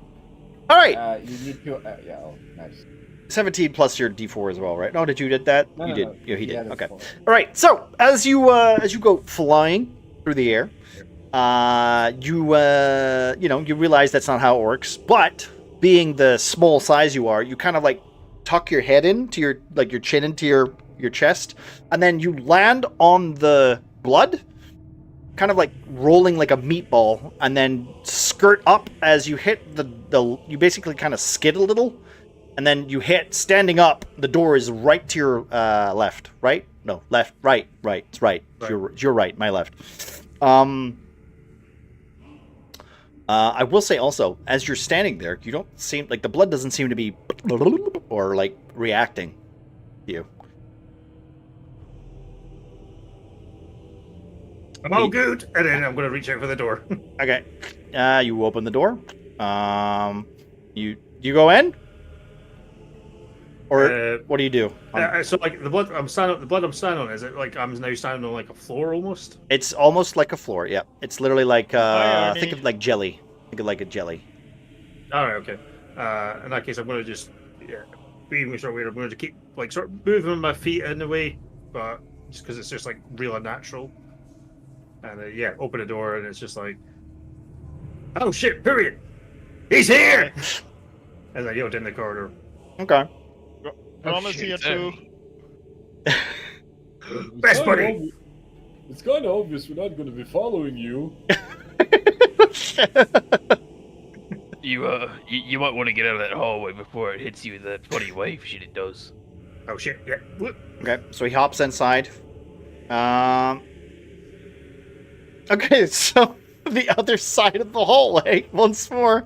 Hey, at least the door's open this time. Door doesn't seem to close. I look back to Astrid and Octavia, clapping my hands together as I'm dusting them up. Okay, who's next? I would step forward, Ernie. I still have the rope around, wrapped around my midriff, right? Yep. Mm-hmm. So I pull it in. No, it's already it was already pulled in when you jumped. So. Okay, Yeah. so I unbind it. Mhm. You just stood there in the hallway without any problems. Is the trap not activating there, Ernie? I mean, it seemed to be okay. I mean, I had a bit of a... I made a massive, amazing jump across there and landed on the blood, and it didn't do nothing. With no help from no one. Nice. I take my bow out and basically do the same that Astrid did, just in reverse, and I just have to fire it down the hallway. Okay. Or I try to. You're stepping out into the hallway? I'm trying to basically lean out, stand in, lean out, and fire. All right, fire. Guys, you should step aside. Please. Can we hear him? Yeah, you can hear him. Yeah, he's just pointing his head out. You can hear his horns. Yeah. No, the other side. Behind the wall, please. I don't want to hit anybody. Can I just say, this is not how I was gonna this is not how you solve this hallway. But hey, we're here. We're figuring it out. And I basically bind one end of the rope around the door here, the door handle, knob, okay. whatever. Yeah. And I shoot the other part bound to the arrow down the hallway towards. You don't have to roll. You don't have to roll. I'll say you manage that. It goes it goes far enough that it lands just outside of the pool of blood. I think that's easier than surfing the blood wave. Or being thrown, jumping, I guess. I guess we'll tie it up on our end. Yep.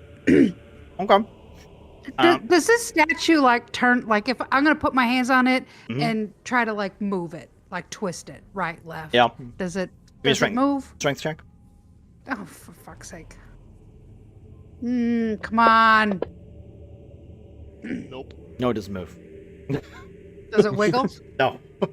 It's a statue. It waggles a finger at you at best. I think even if Grom tried to move it, it wouldn't wiggle. Right now, whenever I get over there, I feel challenged. I have to. Oh hey, we're wiggling the statue. I'm gonna wiggle it. Oh, fuck's sake. No, I'm not. Relax. It's such a... Can I just say, the statue, it has nothing to do with anything. It's literally just to point out that it's the mask of patience. It's the god that has made this whole fucking dungeon. We assume as much. I'm gonna throw my vial of acid at the area where it seemed to be alive. That's what I'm gonna do. Okay. See if it reacts. Kill it. Yep. While that happens, Manic, while you were playing with Grom, the grab ass with Grom, with a pool of blood, we've been discussing the outside stuff. I think counter to what I was doing and saying the entire time, my biggest urge was to just shake the hourglass in the middle of the room. That would have been interesting. Oh no! All right. Let's not do things that Manic labels as interesting. Listen, okay? that is the whole point of D&D. We're not playing safe. That's boring. Throw to have the whole adventure. Give me a second to check how many rolls we saw. Fucking throw the fucking all right, throw the acid thing. I need you to roll Basic attack roll, please. Unarmed attack. It's a Don't roll a D20. one or it Just a hits me in the D20. face. Just a D20. You're just throwing it at the ground, right? Yep. Okay. You throw it with as much force as you want, because like you're trying to break the glass. Yeah, I'm honestly trying to like throw it like here, Yeah. like just in front of us where it seemed to start grabbing people. Yeah, So it's okay. not like I'm trying to yank it. So you down throw the it, hall. and it goes Yeah. bloop, and almost kind of like skips a step, and it goes bloop, bloop, and then just sits on the blood for like about 10 seconds before it starts to just like a hand slowly like peels up around it, like grabs it, and then just pulls it into the blood. What the fuck was that? What throws it back? Doesn't throw it back. Well, you Quick, just let's just wasted keep a vial of acid. You're down the hall. You're not. All right, what's Let's next? Let's tie up this rope, and then Octavia's gonna go try to make it across. Okay. We'll say with the rope as like a pulley or a leaning kind of bridge. I will let you all make acrobatics or athletics check to kind of like balance yourselves while you try to hurry along this room. I guess. I'm gonna. All right. I'm gonna use guidance on Octavia to beef up. What do you want? Oh, acrobatics. Yeah, add a D4 to it. Is the way. That's with a D4, whatever. Even if you roll a 1, you should be all right. 13. Okay. Yeah. Okay. Astrid. Did you say athletics or acrobatics? It could be either or, depending on what you want to do. Like, athletics would be like Either way, hanging well- from it. Acrobatics is more like balancing on it. It's literally just a rope that you're using to like pull yourself along. Yeah.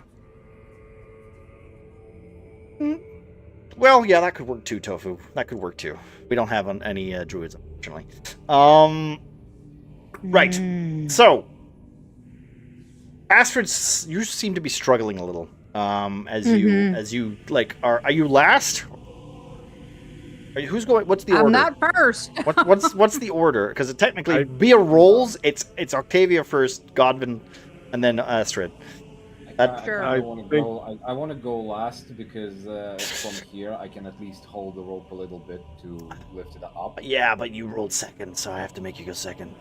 I think I have. the I think I idea. have to. Like meta-wise, I think that's the way it works. All right, Octavia. I said this is how it's gonna work. It's Yeah. gonna be the order of the rolls. Yeah, this is. I think this is fair. I think this is fair, right? That means people who roll first aren't necessarily rewarded for it. Right. Okay, Octavia. Break the hourglass. I remember Yes. that the next time I'm going to be rolling initiative. Hey, with the fantasy crowns, I fucking roll it for you.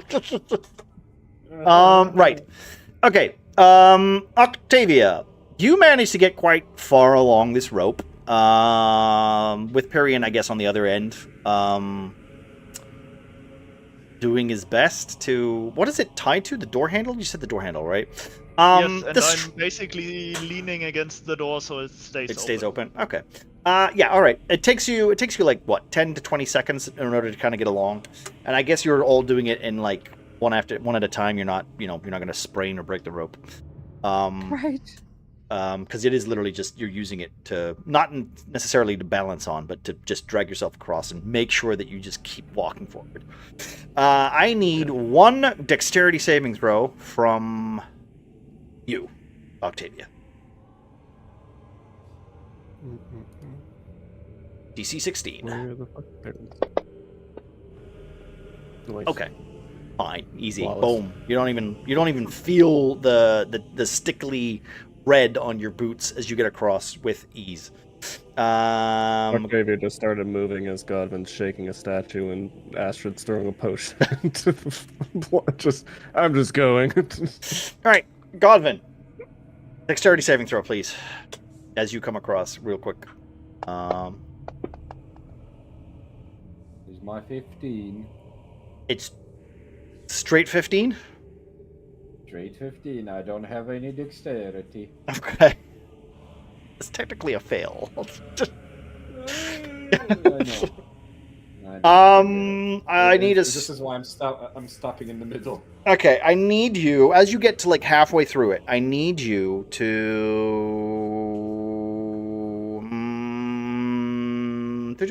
Wisdom saving throw, please. Wisdom saving throw. Cool. Oh, okay. No, that's fine. You feel the urge to like submit and just like let the blood take you. But the ring that is literally stuck to your finger, the metallic chill of it brushing against your knuckles kind of reminds you that this is an evil place. There is a force here that you don't understand or recognize, but you can sense its deep-seated need for corruption. In doing so, you're brought back to your senses not to submit as you lift your legs up quickly and just instead, as the wave starts to pour from behind you and rise up, I will let you just you step out of the hallway quickly as Perian grabs you and just pulls you in. Hello. The wave, by the way, just it almost flashes and you can see it smashing into the wall, Astrid, as the last person in the hallway. Oh, shit. Do you need me to come? Am I good to just stay here? I can just wait. Y'all are good. You already rolled. I'll watch the rope. I need you to make a dexterity saving throw. Okay. As you're moving along, about halfway, I need you to make a wisdom saving throw.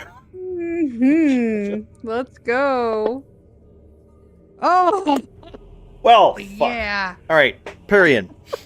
This is on you. You need a strength saving throw. Well, you know what? I will let you decide what it is. You will literally watch as Astrid kind of panics for a moment. As the rope, she releases it because she submits to the blood. It rises up only then to surround her form and just lift you as if you've seen before. Unfortunately, she didn't give in. She was standing upright. So she's not she has some control. She's launched almost literally right past you. I'm going to give you a reaction to do something as she goes flying down the hallway. Can I try to catch her, stand in the way basically, and get bowled over basically? I'm reaching through your horns. Give me a strength. Give me an athletics check. Give me an athletics check to try and grab her out of this wave of blood.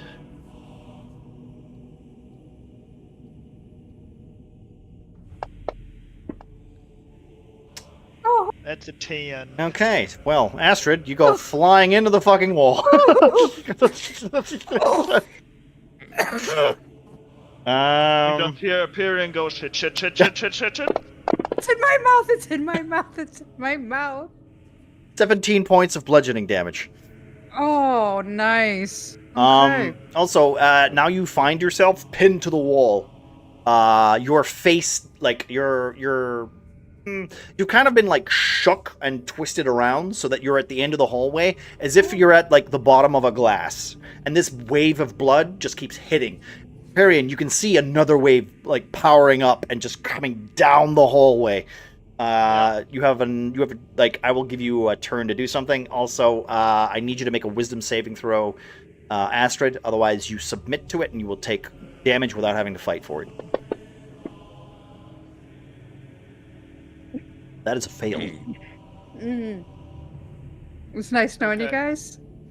I would yell for Ernie to help me and go into the hallway and basically try to pry Astrid from the wall. Okay.